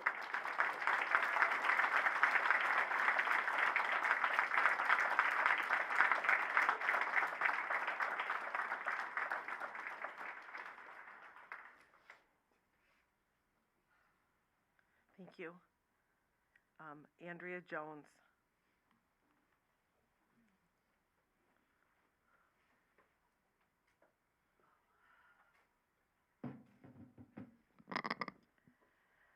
Wow, 2 years I've been coming here. 2 years of my life that I've given up to help fight for this accountability and transparency, not just for my kid, but for these families, to help give them a voice, and to sit here and be stonewalled by member after member of the board, 5 superintendents. You know, it's just, to see this community come together at this point means a lot to everybody in this room, I think. We've been craving this. We've been needing this community to be able to get together and share their thoughts and their feelings, especially our kids. That was stripped away from them from the very beginning. You never gave them the opportunity to tell their goddamn stories. You don't even understand what that would mean to them, because now some of them have moved on, right? And they're in other environments. And they don't have that opportunity because they're around people that just don't understand. And you took that away from them in this community. Why? To protect yourselves? To keep the circle small? To be strong? Right? So you could be a board member? Right? So I'm going to use your own quote. You must do the thing you think you cannot do. Tell the truth and resign. You must do the thing you think you cannot do. And you had the audacity to put that on your Facebook page and say that to the community with a smile on your face. That's the smug we're talking about. The poke the bear, right? It's not the fact that you were grossly negligent. It's not even that. It's the smug. It's the smug with the smile that just infuriates us and is so offensive to this community and to these families. And the way they're treated when they walk into these rooms, like they're the criminals, like they're the threat. We need to have all the extra security to protect you.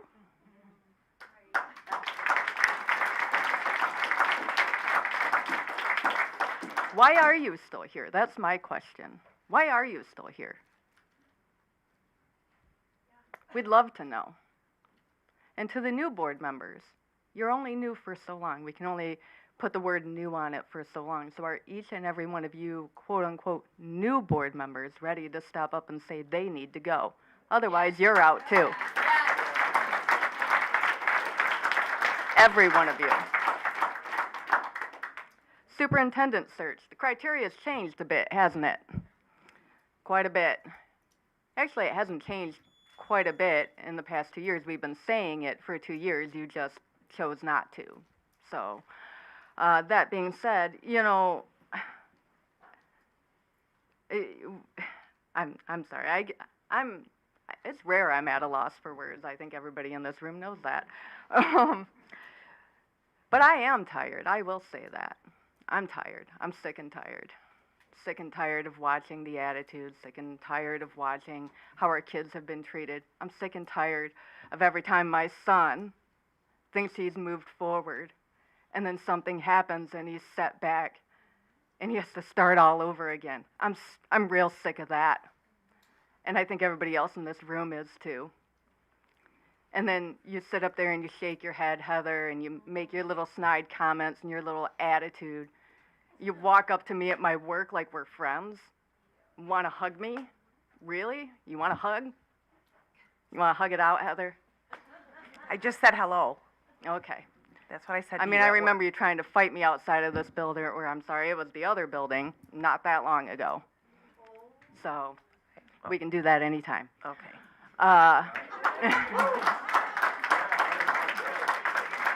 Okay. Yeah. Yep. Sure can. Okay.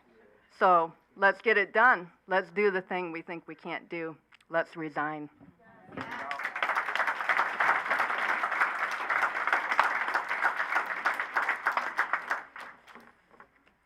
I'll be sure not to say hello the next time I see you. Way to be an adult. You have no class. Danielle Krozek.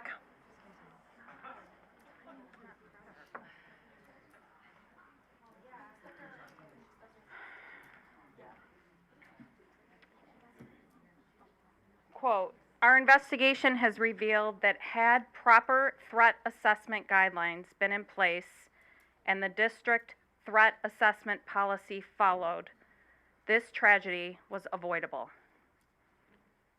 I've been talking about threat assessments for 2 years. This tragedy was avoidable. It has been almost 2 years since Tate, Hannah, Madison, and Justin were murdered on the district's watch. It has been 2 years of myself, the victims' families, parents, students, staff have been coming to these board meetings, sending emails, pleading, begging, and then finally demanding for accountability. I stand here again demanding for accountability, not only in front of these families in this community, but my daughter, who is somewhere in the back, who is a junior now. The lack of integrity, empathy, humanity demonstrated by the board and administration is insulting. It is inhumane. For 2 years, we've been dismissed, deflected, spoken down to, eyes rolled at, spoken unkindly of in smaller circles, referred to as the few loud community members coming here, speaking on behalf of this crowd and the 300 that are watching online right now.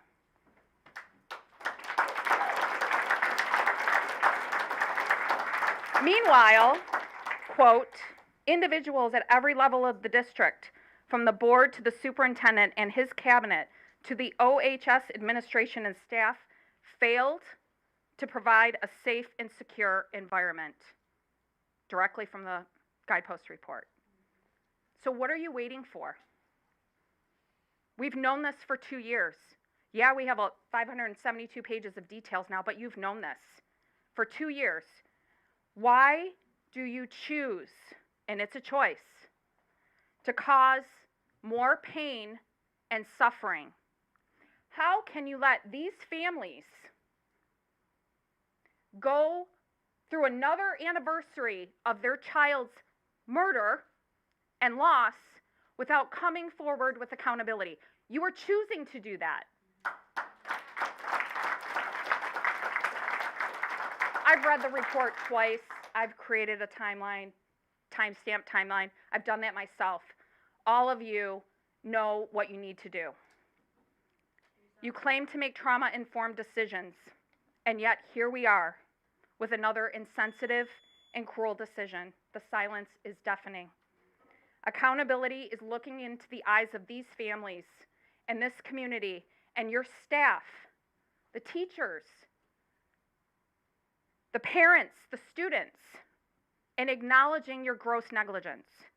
Accountability is releasing any remained staff that were involved that day and releasing them today. Accountability is board members stepping down tonight.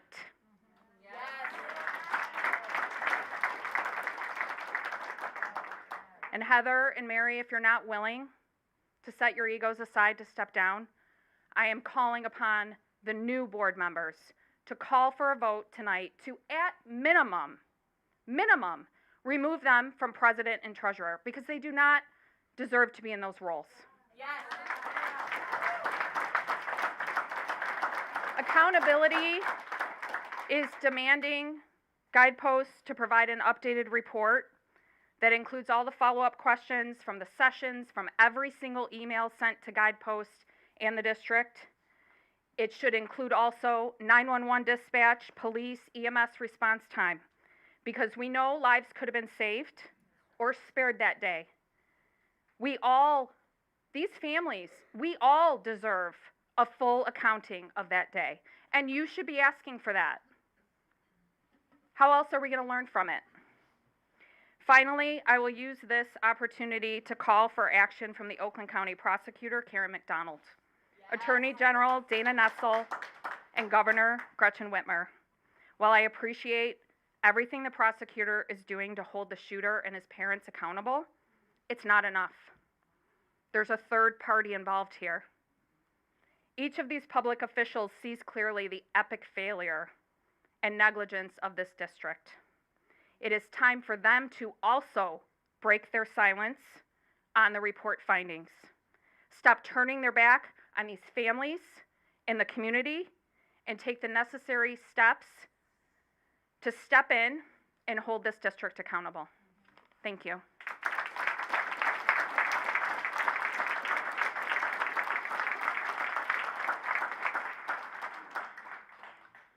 Thank you, Danielle. Brandy Rybecki.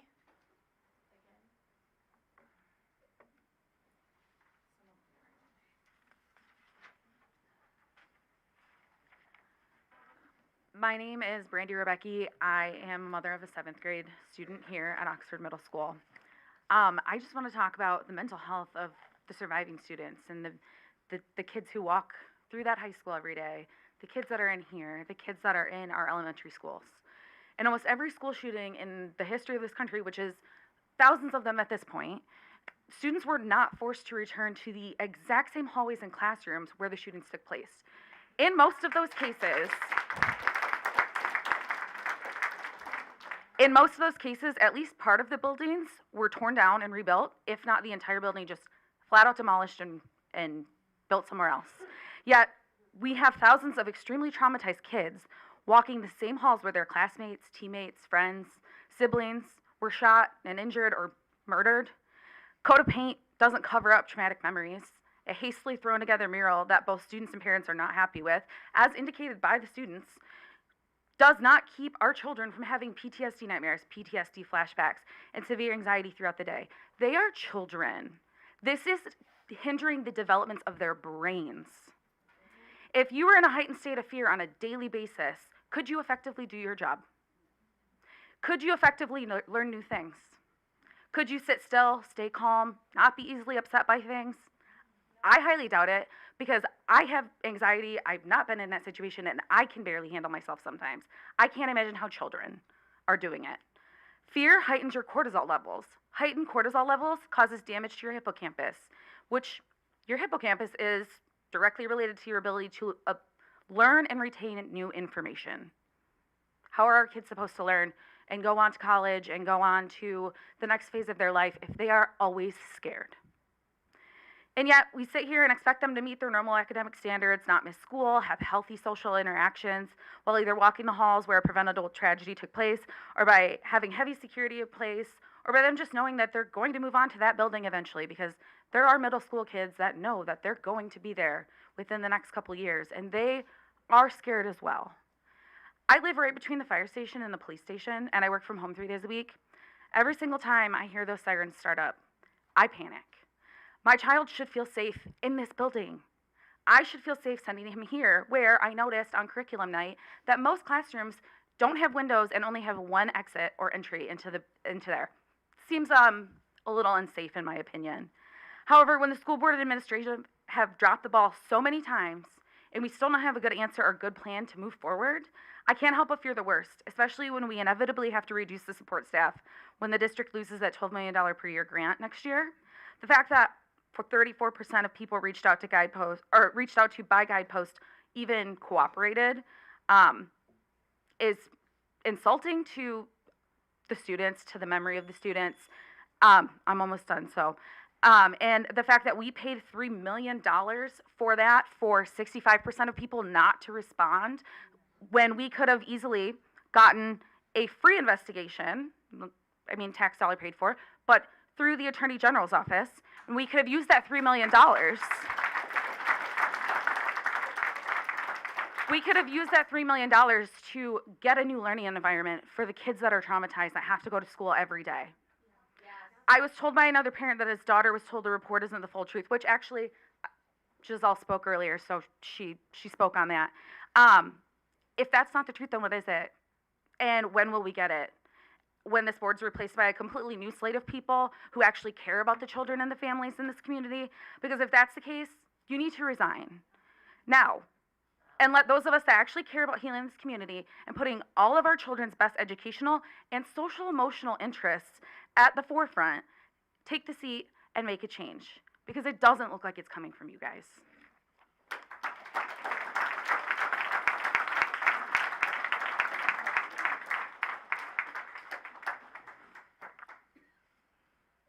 Nicole?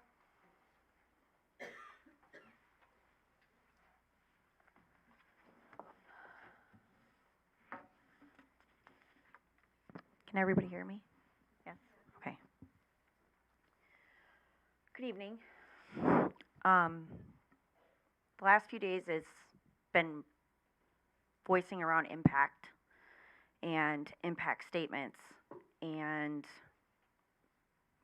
having my 12-year-old do her impact statement for the courts and really getting my voice out there to say what I need to say. How do you be a grieving mom and a good mom at the same time? How do you make your kids' accomplishments happy and you know that their sister didn't make that?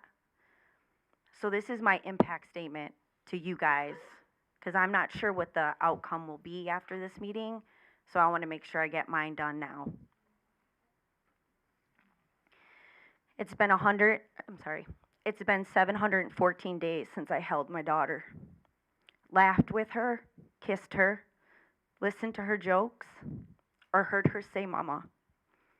714 days that I've had to bend her voice, something she should be doing as of right now. But today, you will hear my voice.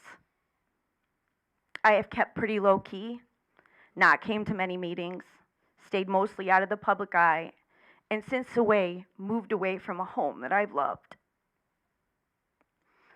A home that was filled with her. I've kept mostly my opinions to myself, and I've listened to the facts and the evidence, trying to understand why something like this could have happened. I'm not here to tell you where to shove it, but I am here to remind you that you will never forget my daughter. She is not a statistic. She is not a victim of gun violence. She was not taken for me to finally do your job. A job that you should have done prior to her death. A job that if you as a board member should have protected those children. A job to educate. Something that was clearly not done that day or years prior. It took my daughter's life for you to make a small change. It took her life and 3 others to make a small change. One that seems like you're overcompensating for now. The actions that have been made towards our families are completely disgraceful, considering we are only the ones that have been fighting for them. And if you haven't forgotten, my daughter's name is Madison. Something I wonder if you remember. Say it over and over and over again. I know you might think this is redundant, and every meeting's about our children, and you are tired of hearing our voices, tired of hearing our children's names. But let me tell you, our nightmare continues. Each day they are gone. It's a never-ending nightmare, and it does not stop. And you don't have the right to forget it. I want you to be reminded every day on how you failed our children. It took one bullet to her temple at close range to take away her future. Coincidentally, a future that you have been preparing her for. But again, you failed her. So I'm now left with an urn and no future. I had to find my answers on my own. I had to watch my daughter die in a video because administration wanted to sugarcoat it. Because you didn't want to admit what you have done. I've always been a realist, only believing the facts.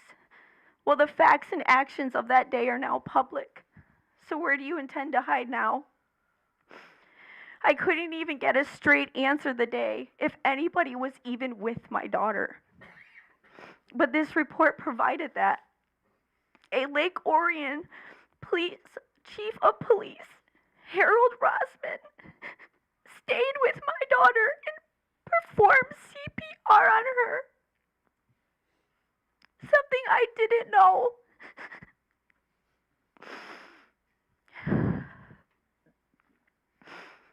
It took your staff 18 minutes to get to my daughter as her body laid there lifeless, and a Lake Orion police chief stayed with her. Not one of your staff members even looked at her. You walked by her every second.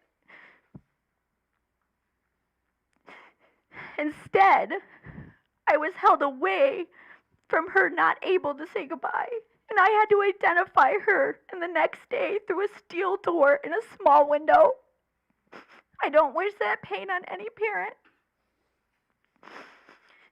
D'Alessandro called me on her 18th birthday, not knowing it was her 18th birthday, May 17th, 2022. He let me know that he would do everything to make sure we get the answers we deserve. I see how well that worked out. You say you know these kids, but he didn't even know it was her birthday that day, 2 days before she should have graduated. You know our children's by names because you read them, but you really don't know them at all. Telling you all these details is my way of letting you know that we go through this every second of our day. It never stops. We grieve to the point of exhaustion, and we are tired of the excuses. I'm telling you because you're not allowed to forget. So while you sit there and listen to us for 3 minutes of your day, I want you to remember this is every second of my life. This is every breath that I take, and a voice that deserves to be heard. My voice for once.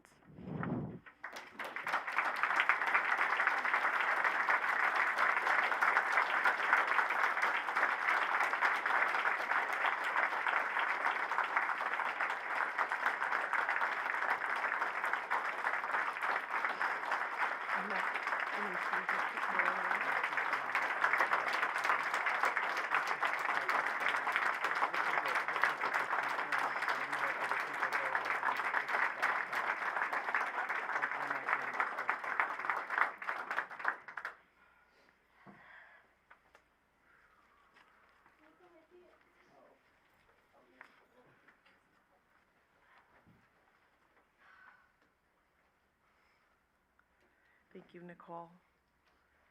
Kit?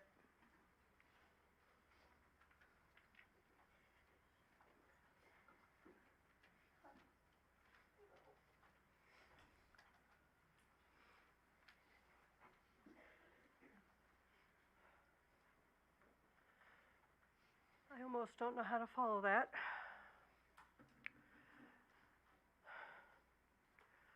Trust, integrity, commitment, collaboration, honesty, and accountability.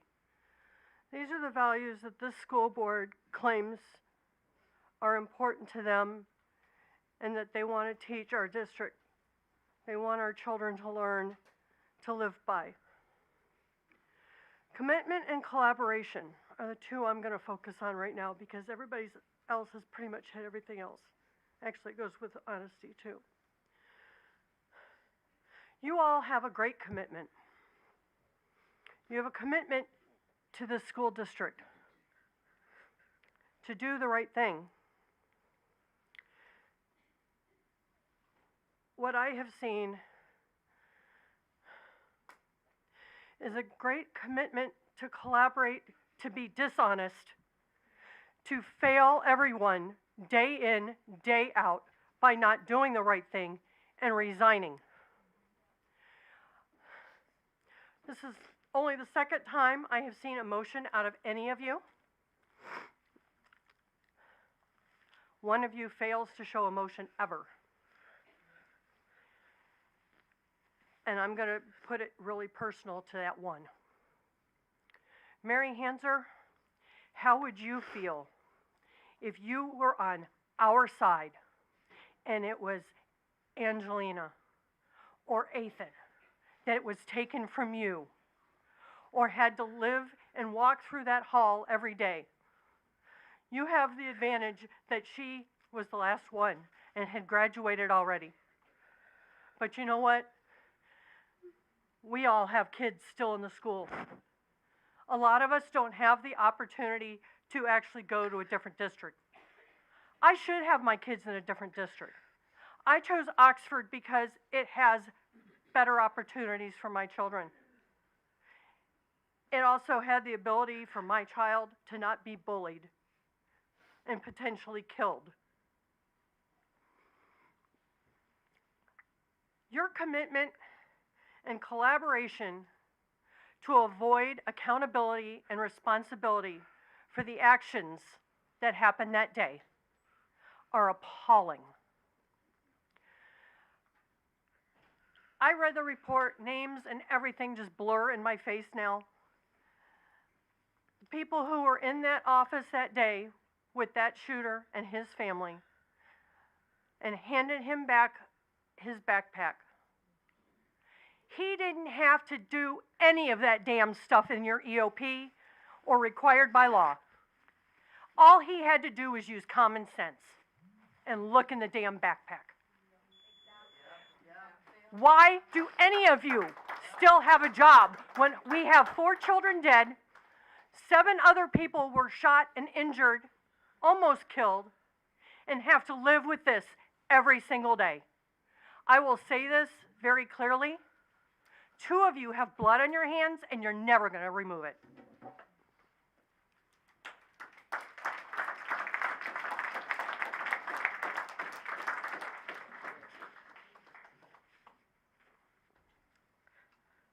Corey Vanderkay.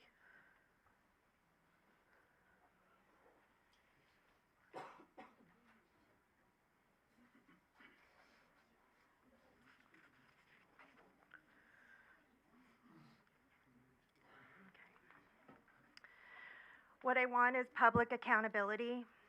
Trust is earned. We can't trust the district until there is public accountability.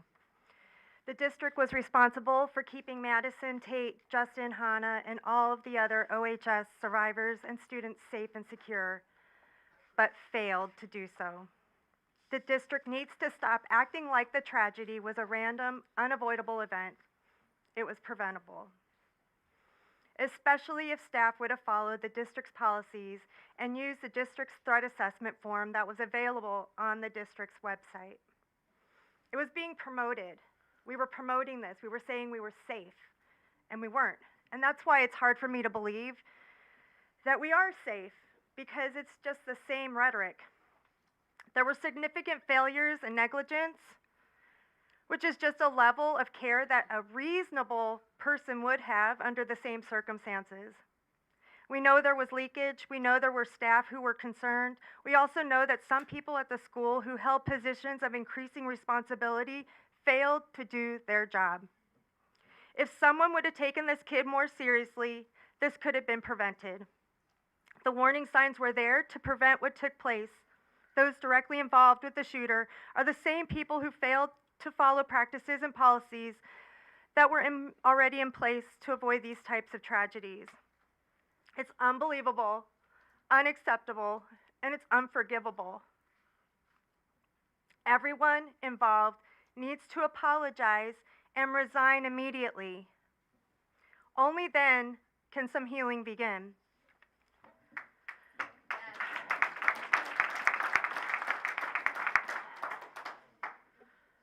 Oh.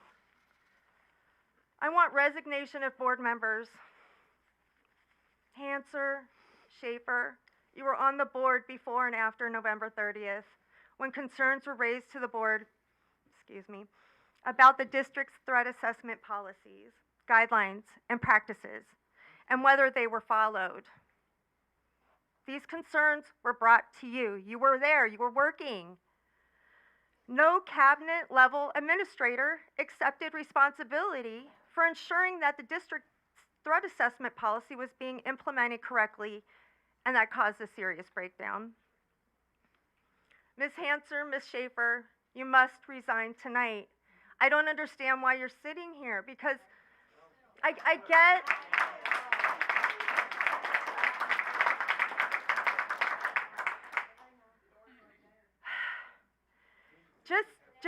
just out of respect. It's just out of respect. I'm not sure how you can just sit up here knowing that we need you to resign. We need it. We need it. And Colleen, who said on July 11th at the Q&A session that no changes need to be made, she needs to go. Yes.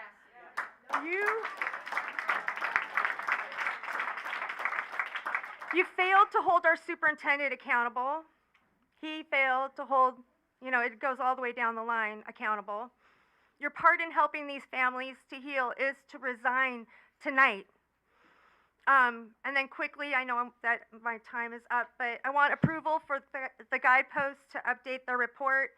I want the dozens of witnesses possessing information relevant to the investigation who refuse to speak. I want them to have to be interviewed.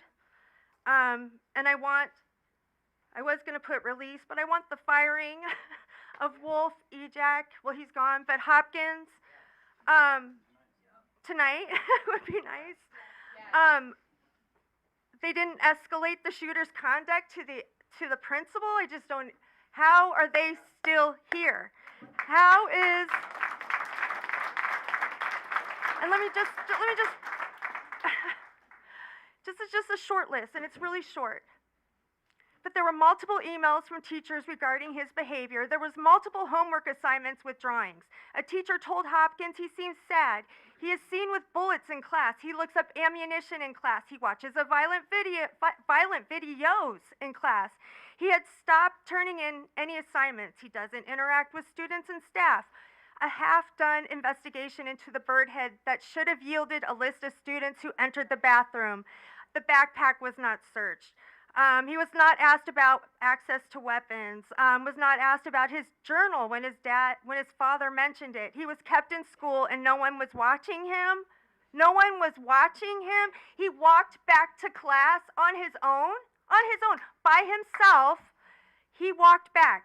If he was suicidal, that scares me. That you would allow somebody to just walk back to class. Let's see, the principal wasn't notified, the SRO wasn't notified, CPS was not called, and these are just a few things, just from those 2 days. So, I don't know, this is totally negligent, and please, just resign, just so that we can heal. This is an ego thing. If you're staying here, it's your ego, because you're not helping. You are not helping, and I'm sorry. I don't want any harm to you or anything like that, but we need you to resign. Like, we all need you to go. And that's it. Just, by practicing being honest, brave, just, generous, and so on, a person develops an honorable and moral character. By honoring virtuous habit, or by honing in on virtuous habits, people will likely make the right choice when faced with ethical challenges. This is an ethical challenge. Please do the right thing. Please. I don't understand. And just instead of focusing on building a new building for OVA and, bridges, I think we should address the high school and that hallway. Right. Yes. Mental health. And yeah. Anyway, thank you for your time. please resign.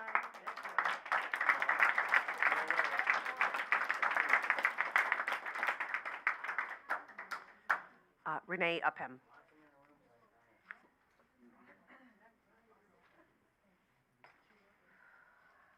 I don't even know where to start. My name is Renee Upham. As most of you know, I was a teacher in this district on November 30th, 2021. My son Keegan was an 11th grader at the high school, lost friends and classmates. And I'm so grateful to see you all. We've missed you. We are protective over these people.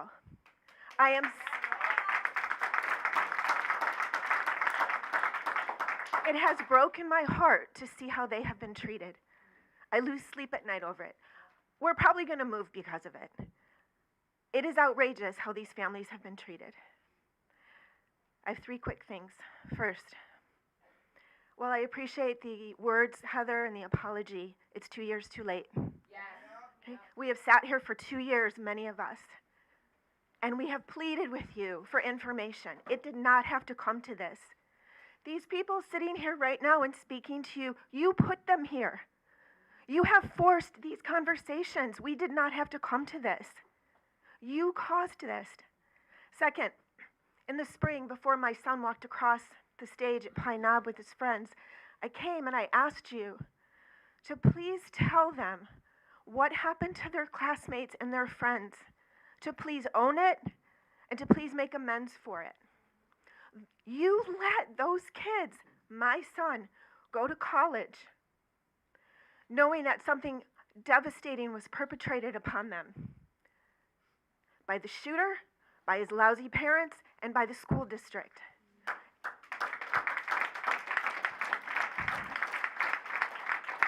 Those kids in college now know that Karen McDonald is taking care of the first 2, but they know that nothing's being done about the school.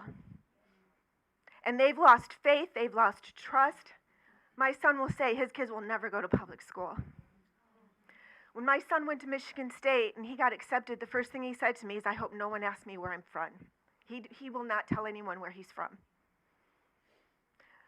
Thirdly, when you walk in this building, there's a mural on the wall. It says, this stops here, it stops here, we have your back. Okay? We have your back. And after the shooting, I would come to work every day, and that's the first thing I saw. There were days I had to go back to my car and compose myself before I could come in and see my students. I want to know who had Tate's back, who had Madison's back, who had Justin's back, who had Hannah's back, who had these students' back, who had my son's back. Throne, Hopkins, and this board did not. They need to go.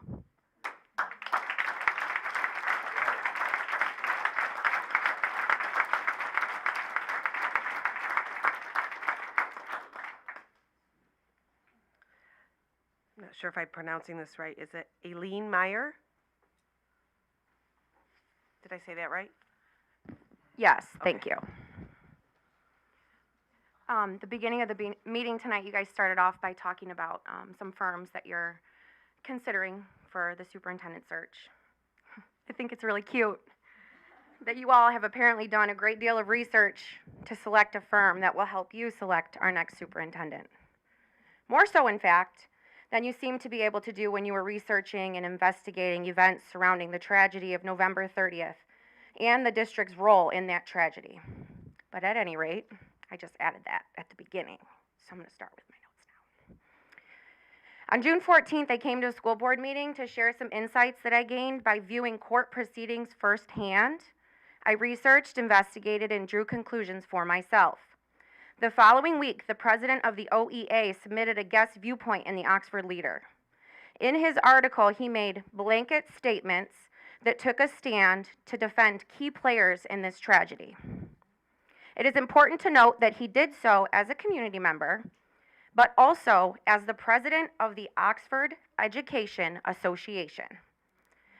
Sometime during the days and weeks and months following November 30th, Oxford's unionized teachers were advised not to talk to investigators.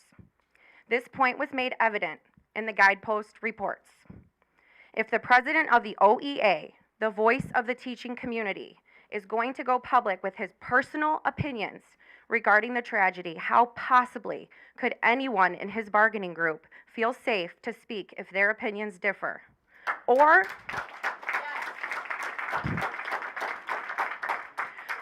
even if they just wish to simply speak to reflect on the tragedy in an effort to heal and learn from their experience. This behavior is questionable and deceptive, as Mr. St. Juliana noted, but this is public and surface level content, stuff that we all have access to. We cannot know what propaganda or fear tactics have been used behind the scenes. The voice of community members, students, families, and staff are being silent.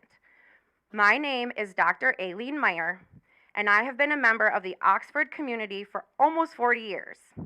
I don't really appreciate being told to be quiet.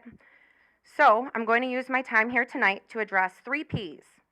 Those 3 Ps are power, privilege, and positionality. Educators are granted an immense degree of power, privilege, and positionality when they accept this very important role. The lives of our children are literally in their hands. By turning the other cheek in a time of crisis, key players in this district actively took the lives of Hannah, Justin, Madison, and Tate, and there is no accountability. And that is a tragedy on top of a tragedy.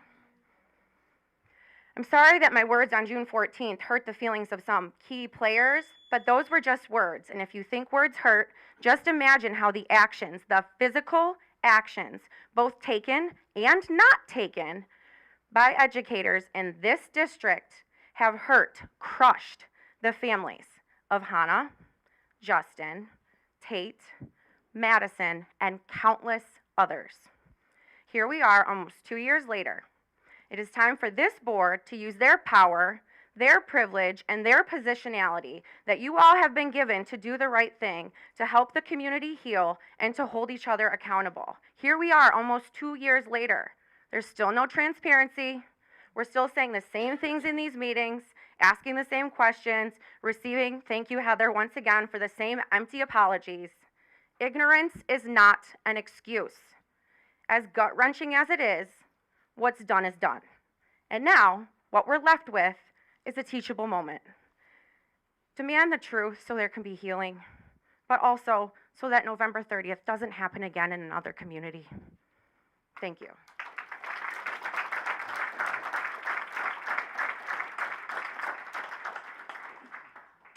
Thank you.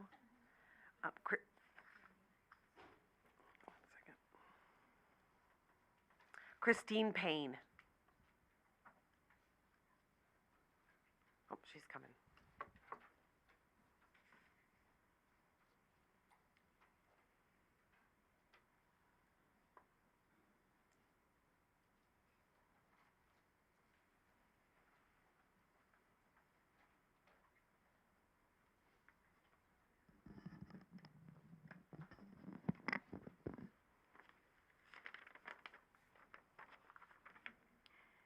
Thank you for allowing me to speak tonight. I have a child at the middle school. My name is Christine Payne. I've come forward to stand united in grief, seeking answers, solace, and above all, accountability. The independent investigation conducted by Guidepost shed light on the events leading up to the tragic shooting at Oxford High School. The findings are nothing short of alarming, revealing a systematic failure that cannot be ignored. The report indicates a grievous oversight in adhering to district policies, particularly in the failure to escalate concerns about the shooter's behavior. I believe this failure not only occurred that day, but days, months, and years before. Yet what adds to the weight of this tragedy is the revelation that only 35% of the staff were willing to speak to the investigators. This stark lack of cooperation is disheartening, and it raises serious questions about the collective responsibility of our educational community. It is with a very heavy heart and profound disappointment that I stand before you tonight expressing my loss of trust in the humanity of those who chose not to speak up. In moments of crisis, we must come together supporting one another, and actively contributing to the healing process. The reluctance of individuals at various levels within our community, within our school district, to share information is a betrayal of the trust our community places in them. This is not a time for deflection or denial. It is a time for self-reflection, accountability, and most importantly, a commitment to ensuring that such a tragedy never befalls our community again. We must hold those responsible accountable, not just the individuals who interacted with the shooter on that day, but also those at all levels within Oxford Community Schools. The responsibility is collective, and the call for change must be heard. In moving forward, we, the community, demand transparency, openness, and a renewed commitment to the safety and well-being of our students. We owe it to the victims, their families, and to our community as a whole. We advocate for change. That change must start at the board level. Heather Schaefer, Mary Hanser, do you have your listening ears on? Nothing you can do from this day forward will ever be enough for these families and our community. It is time for you to step down and let our community begin to rebuild with new leadership. Thank you. Okay, thank you. Corey McCarthy.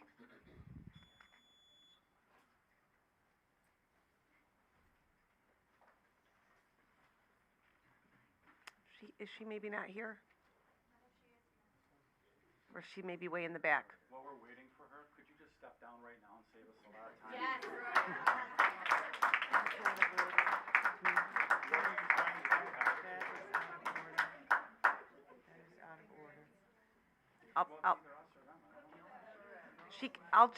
She can speak again if maybe she's in the bathroom or something like that. Okay. Take this time to do the right thing right now. In front of all your Okay, Jared Watson, please.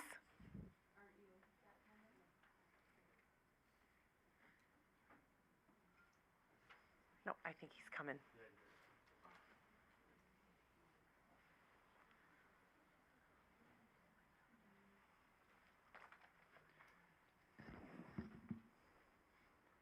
Thank you for finally showing up.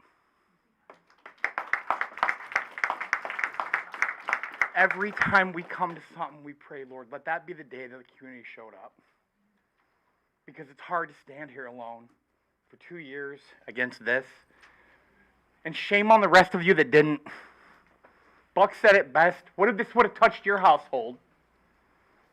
It touched ours. My son was going to stand here. He was here. He was going to, so you could stare at one of the kids that you were responsible for the day that he got shot, because their kids can't. They're here now. You can't hide anymore. The report's out. We know what you knew. We all knew. Now they know. And now they're here. Why are you still here? Seriously, are you going to tell us, let's go Oxford, let's go vote for American Idol or whatever it was? That's not, that you never read the room. I came to your open community session before the report was out, and I tried, and we've listened. This impacts our life every day. We were in a meeting today. I won't get into the details, and I appreciate you're willing to meet with us, but it was related to this because our son still deals with this every day. The culture you have created has enabled people to think, you know what, they didn't do anything wrong, so maybe there's something wrong with those victims. My son isn't the only one that's been victimized post-shooting, and it still happens. I've talked to other people's parents and their families, and some of these people still have kids and family in the district. Do you know how traumatizing it is to see you? I wanted my son to stand here, but he couldn't because he can't. He tried. He came here. He tried, he left, he came back, he left again. Wolf was responsible that day. I didn't know all the details about Wolf. I liked Wolf. He was a good person to us, treated us right, my kids right. But he created a culture in a building that, don't bother me with that. Do you know when we spoke, go ahead, go over. Ejax recorded on a police body cam telling the police that day that we were afraid, Hopkins and I, to send him back to class because he might hurt himself or someone else. Paraphrase exactly. But he knew, you knew. Counselor number 1, you heard that one? Let's mock the whole damn thing at the opening weekend the following August. We hear everything you hear and know. We get phone calls. You do something, we hear about it. We have to hear about it because there are so many people in this community that know we have a voice. We've used it. We've talked to the media because the first time we really did it was because the prosecutor asked us to. Said that we're well spoken and they think it's important for us to get the story out there. We didn't want to do it. I'm going to keep going. Go ahead. Yes. That's fine. I am shaking. I am so angry. Please talk. I have sat in Congress and watched these people's families talk. I have seen our elected officials turn their backs on them. I have seen them make promises they haven't kept. You hired one of them. I didn't even know that. That's disgusting. Some of you that sit there, we elected you in. And shame on everyone that voted for Mary, by the way. Like, I can't, I'm not going to be quiet anymore. I will fight you in federal court. I will fight you in state court. I will fight governmental immunity. I will fight you in the streets if I have to. I will fight you with campaigns. I will fight you with 42 Strong. I will fight you with gardens. I will fight you with memories of people who have to live with every day that their kids aren't here, or every day that their kids are scared, or every day that their kids are victimized, or every day that their kids are hurt or traumatized. Wolf made an announcement. Don't say anything. What if we add 2 kids reporting that they saw bullets in the classroom because they felt like, oh, we should report it. Oh, no, wait a minute. You told us not to report things anymore. You had a list with his name on it that had 20 students who were flagged by the test you gave him at the beginning of the year you did nothing list. Oh, we couldn't identify who had the bird head. What if you would have made a list of 400 kids that all peed that day, and then you cross-referenced that to the list of those kids who were having, I don't know, he's sad, and or he triggered on this list of 20. That might have narrowed it down to maybe 15 or 20 or so. Is it really that bad that you can't interview 15 kids? You didn't want to see it. You still don't want to see it. You had policies in place that never got used. You checked the box. Well, good for us. The superintendent you hired blamed Lamont. Lamont blamed him. It's not my responsibility. You gave him 3 months paid leave. Probably so, I don't know the numbers here, but maybe he got his year in as superintendent, so he got his full retirement. Now he's working in Bay City. I commend what he did for Kylie. I do. That's real. You can't hide from that. There are some heroes here. I've seen the video. Noose is running towards it. Christy Gibson Marshall is already there. I watched her testify. I watched these families watch their child die on video for the first time, and I will never forget that. The one that got taped, the next one got my son. It just got him a little lower.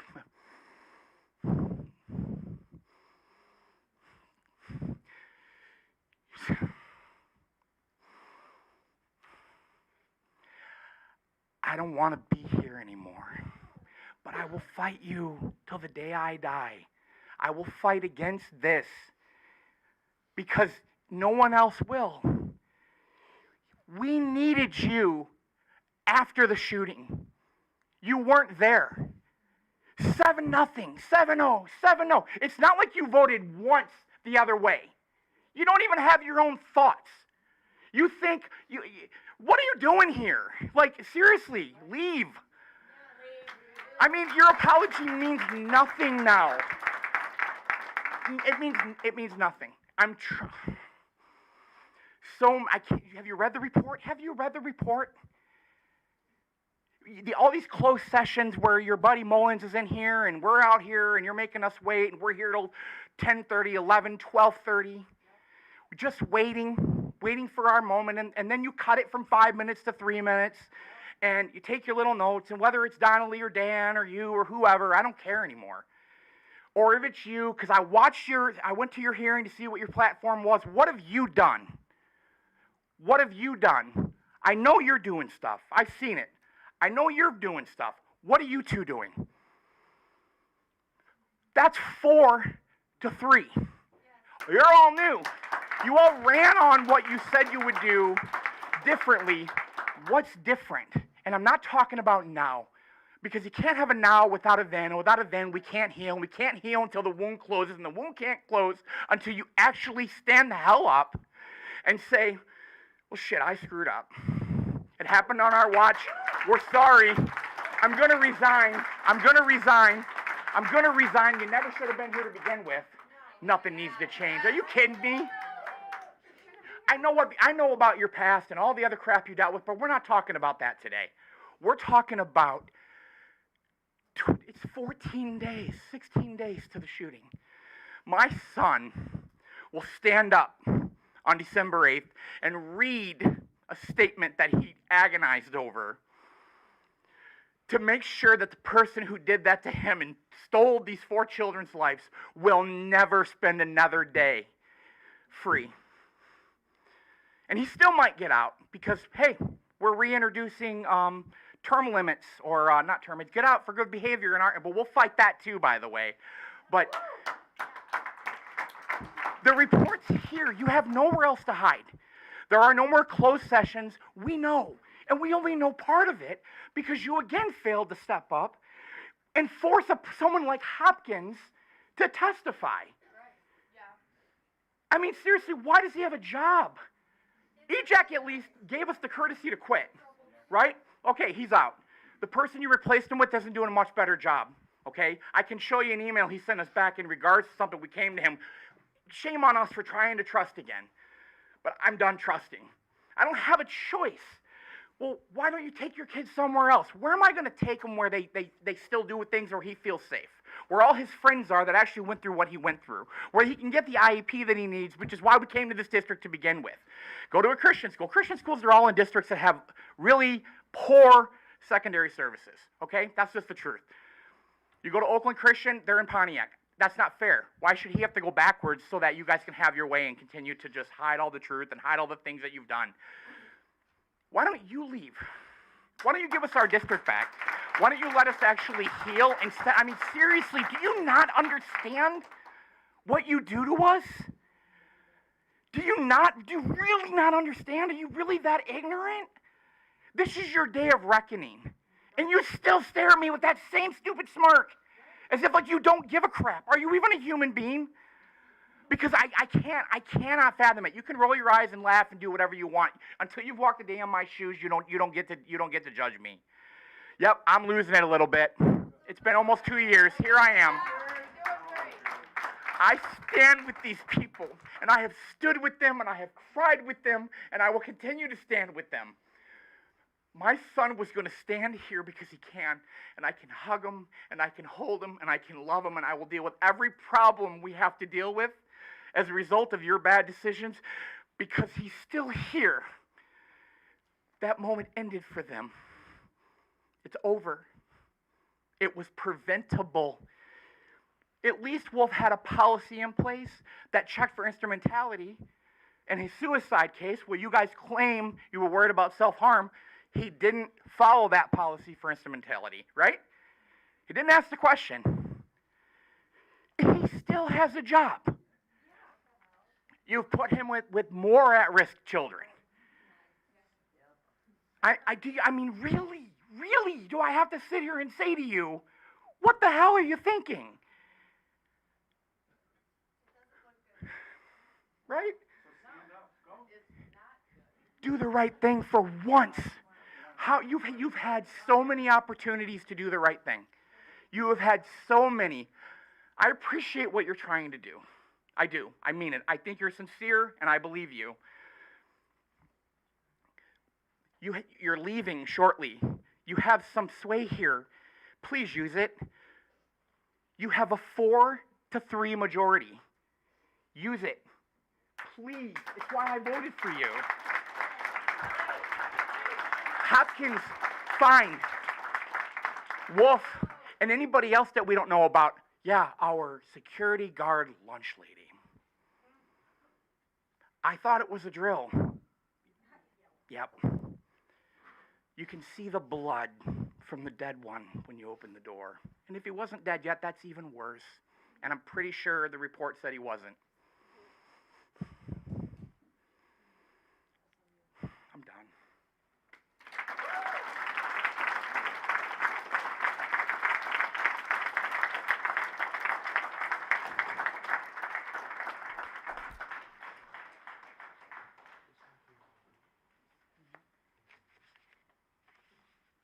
Jace.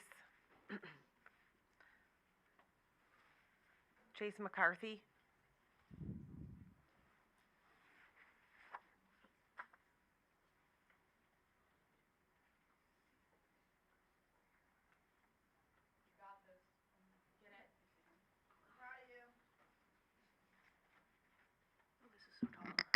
Okay.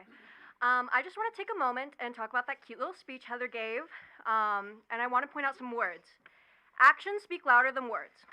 So the 2 years actively denying to speak louder than words. Not giving victims a memorial and victim blaming speaks louder than words. Silencing a community speaks louder than words. Finding out that your experts weren't qualified speaks louder than words.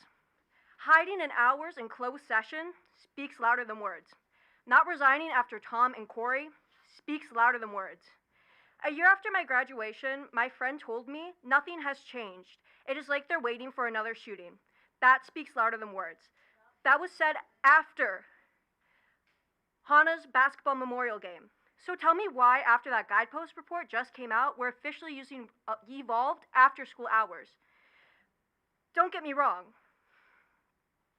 You said what people wanted to hear 2 years ago. But you're telling me 4 dead kids gets a little speech and apology after you paid most likely millions to be told that you messed up? That's not enough. We got about 600 pages of 99 reasons why you failed, and that how we have 0 checks and balances. And we get some crocodile tears and a "we will do better" 2 hours later? Be so for real with me. Be so for real with the shillings when the security footage got released and you hid in closed session while Jill and Nathan, his older brother, sat in the crowd and you said nothing. But at the end you said you had the nerve to say vote for Ava Swiss. And for the Julianas when you pronounced her name wrong at meetings time and time again.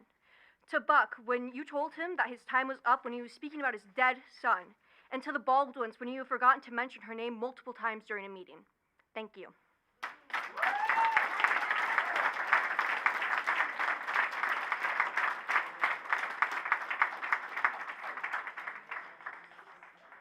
Mark. Perfect. I was just hoping I got this up. So, let's do a test, and right now, will any of you make a motion to remove Wolf and Hopkins right now and order the superintendent to immediately remove their access to this building? I'm making a motion as a community member, which I know it doesn't count, but I want you to say the same words. And then I want to see who seconds it. And then I want to see who gets on board with it, because whoever doesn't take action right now, we're removing you, okay? Your days are over here, and I've told you all this. I've communicated very clearly with you. We're going to do it very calmly and peacefully and slowly, but I don't care if it takes the 60 days to collect the signatures to remove every single one of you. We are flipping this board. We don't trust you. And I keep having, like, cover up, complicit, collusion, and crime, and I see your faces. And you're a part of the biggest cover-up in the history of this county. And you know what? I'm going to make sure you're all held accountable for it. And you know what? I'm coordinating with law enforcement agencies, and we're investigating every aspect of your life, because guess what? There's some major, major problems with many of you that this community doesn't have any clue about. And we're going to disclose them all. And I'm not talking about your personal finances. And I do want to make a point about bankruptcy. That is not the direction for this school. We should practice some real fiscal responsibility and figure out a way to take care of our obligations. And that starts with firing the right people. So I'm going to be quiet for a minute because I still have time left. And I'm going to wait and see who makes the motion to immediately terminate Wolf and Hopkins. Now it's your turn.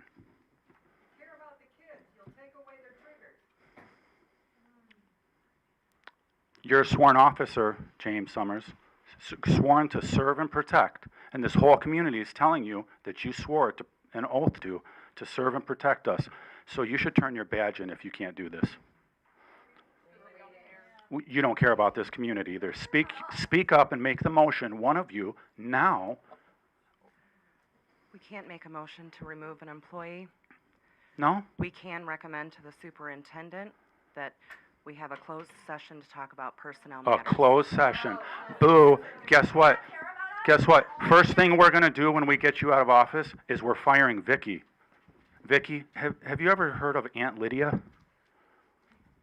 You should watch The Handmaid's Tale. Unacceptable. I'm not letting my kid go back in your building while any of you are in charge. And I'm sorry to say that to this community, but our children do not deserve to be put in that murder zone again under the control of these maniacs.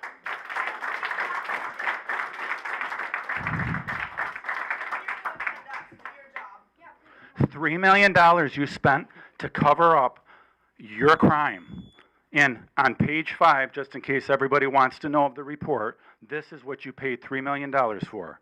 Well, we did not find intention or callousness or wanton indifference. Wanton indifference is what this board has paid $3 million as their last hope of not being found guilty of the crimes against our children. And I guess what? It's just the beginning for all of you. You will spend the next years being litigated for your complicit behavior in not checking the employees who are responsible for the death and destruction in our community. You don't have a heart. I don't think you're human. Mary, you guys, all you religious people, don't ever talk about your compassionate God again. We don't want to hear it. Your religion is dead to us. All of you, starting with you, Mary, and Mike. A bunch of you are religious and talk about your church and your faith and how much you love God and your community. I think it's bullshit. I'm calling you out on your religion. Oh, and Vicki, you're a registered Republican. I renounced the Republican Party. I don't work for parties anymore. So what are you doing? As a Republican, you can't, you claim all these things. You kind of can't even control your own house. Why won't you fire them immediately? So you don't even need the motion of this board. Right now, order the immediate termination and lock them out of the building right now. Or you're fired too.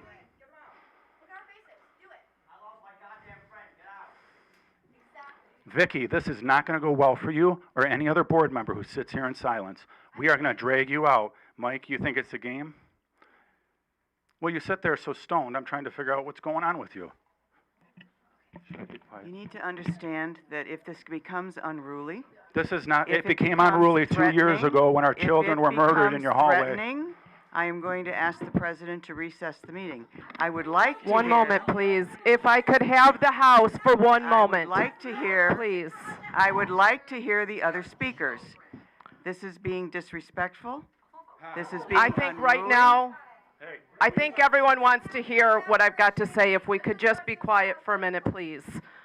We've all been through a lot. My name is Shannon Lanza. I wrote some notes because I don't want to lose track, and I apologize right now for my emotionalism. I haven't been intimately involved in this for 2 years.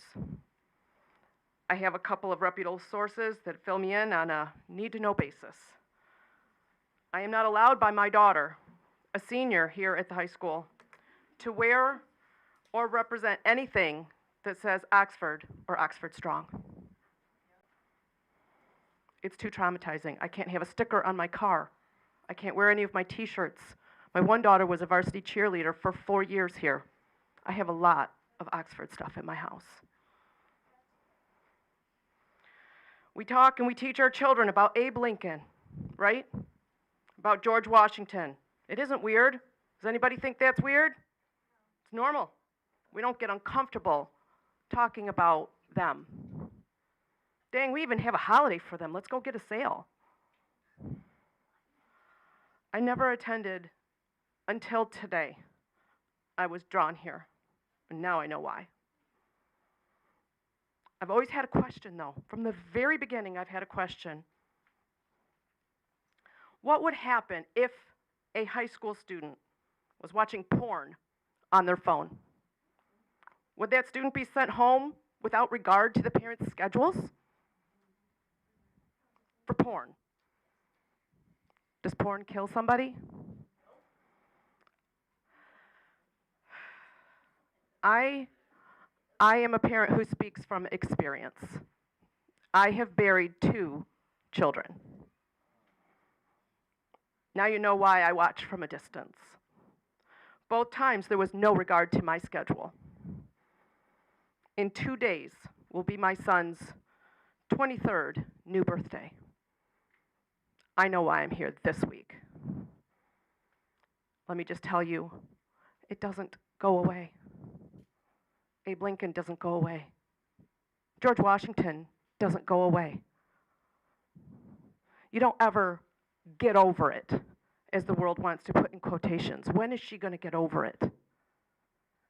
You never do. Do you? None of us.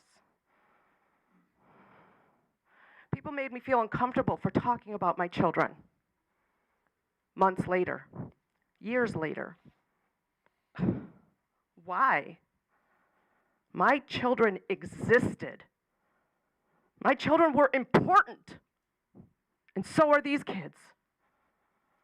Give this community and the students a memorial that can be displayed proudly. It isn't a reminder of a tragedy. It isn't a reminder of a tragedy, it's a reminder of how important these students were and are still. All of them are victims. All of them. Giselle is a victim. My daughter is a victim. Because our lives shouldn't be in this stupid meeting today. These kids should just be going on their merry way doing homework and sports, playing with their friends, hanging out on Friday nights. Their childhood has had a big detour that was not necessary. 1 second. This is not 6% of separation here. This is 1%. We are all affected, and this is a festering wound. Just to give you the facts of my personal experience, it took me almost 4 years after the death of my son, my second tragedy, to enter my anger stage. 4 years almost. I went from a woman that did not swear ever, hardly ever, ever, ever, to every other word. People didn't know who I was. My whole demeanor changed. My personality kind of took a 180 for a hot minute there, or maybe a couple of years. You think this community is angry? Unfortunately, I'm afraid it may get worse. I'm not threatening. I'm just talking from my own experience. It took me 4 years. How many families survived the death of a child? Statistics aren't good. Mine didn't. My divorce started the same season as the event that we're all gathered here tonight to discuss. My family is seriously just an absolute complete mess. I don't think I'm speaking out of line to say that most families here in this community are struggling. Also, I would like to speak personally about memory loss. Both times I had a newborn. I had a memory loss of approximately 18 months, both times. I have no first walking. I have no first birthday, no first teeth, no nothing. I have no pictures. You just are on autopilot for a very long time after a big trauma like something of my magnitude, something like this. Memory loss is well documented during trauma. Lots of scientific studies on it. I don't need to even tell you. Scholarships and money, though, needs to be set aside for these kids because while they're trying to learn, while they're drowning. These kids in 2 years are going to be like, I did trig? I took statistics? Are you kidding me? I don't even remember that class. Not kidding. Unfortunately, kids, buckle up. Don't be angry, but unfortunately, it's a whole nother trauma when you start to realize big pockets of your life are missing. Trauma is like a spider web. My son died. It's like this. It's not one event ever. It's every single one of these things is a trauma that has to be dealt with. How my family dealt with it, how my husband's family dealt with it. We missed the dang hospital. What the heck? I mean, you just start losing your mind. Every one of these things needs to be dealt with. We didn't miss the hospital. We missed the families that we met there, the staff. We missed those kind of connections. Every one of these is a 12-step program.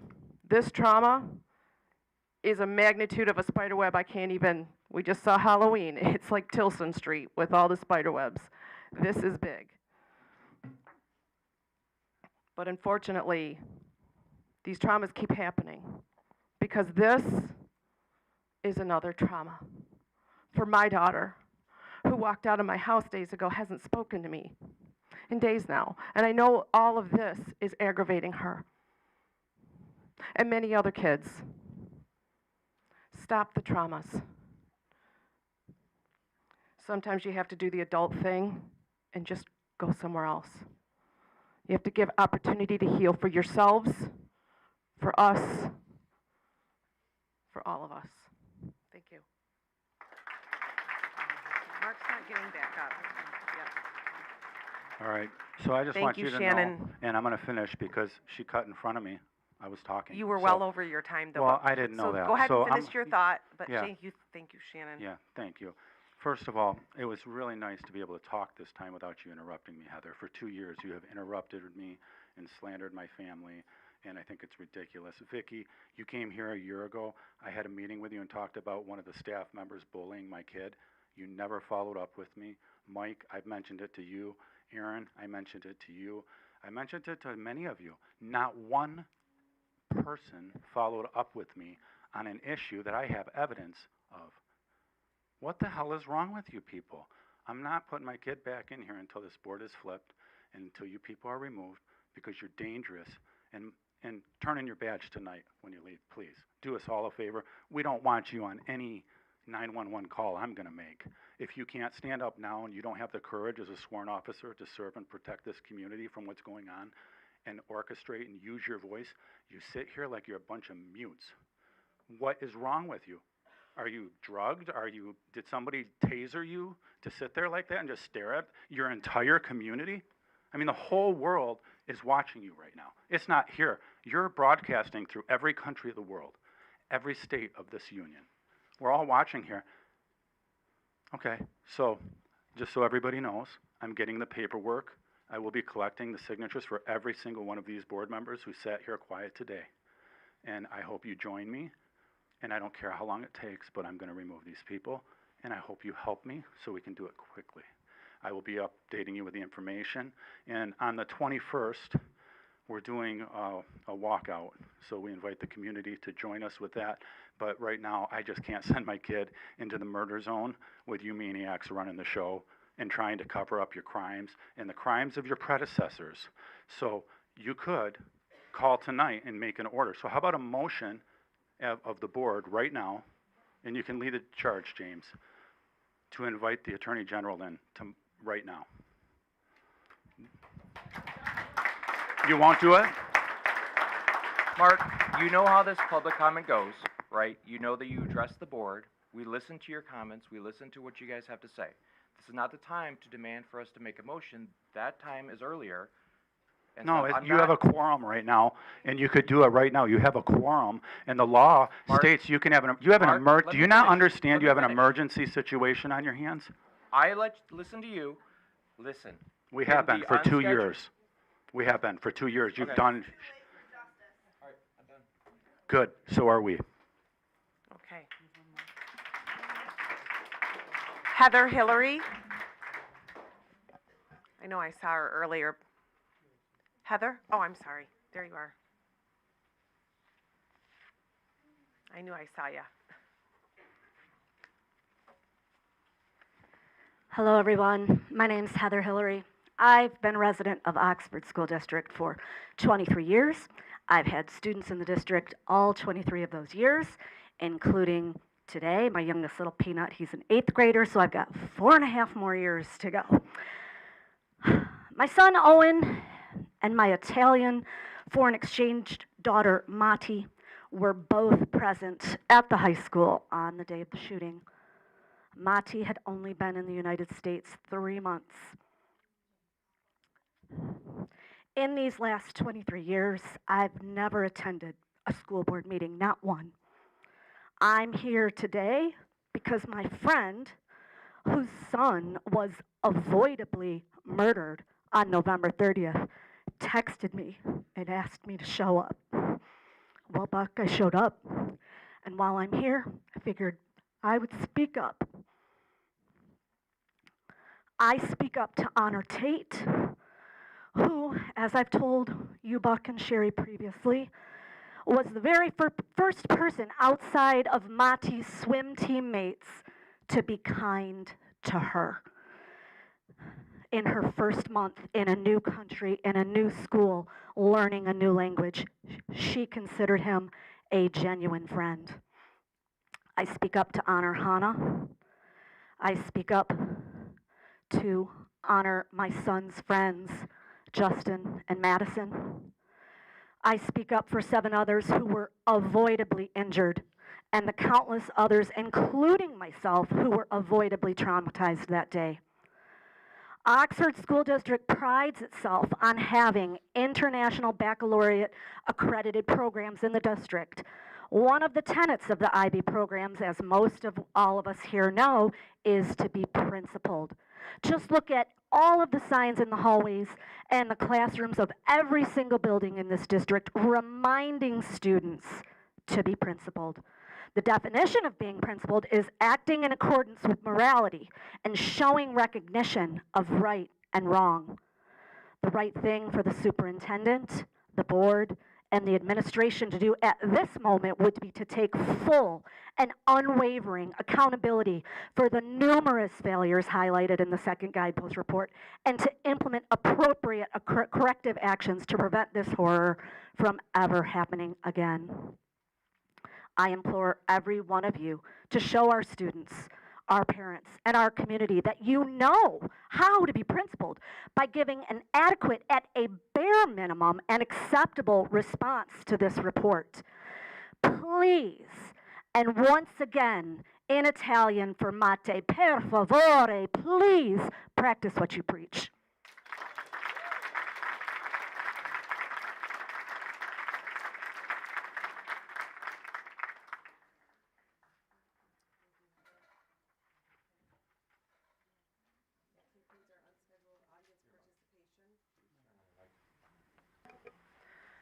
Any administrative clarification?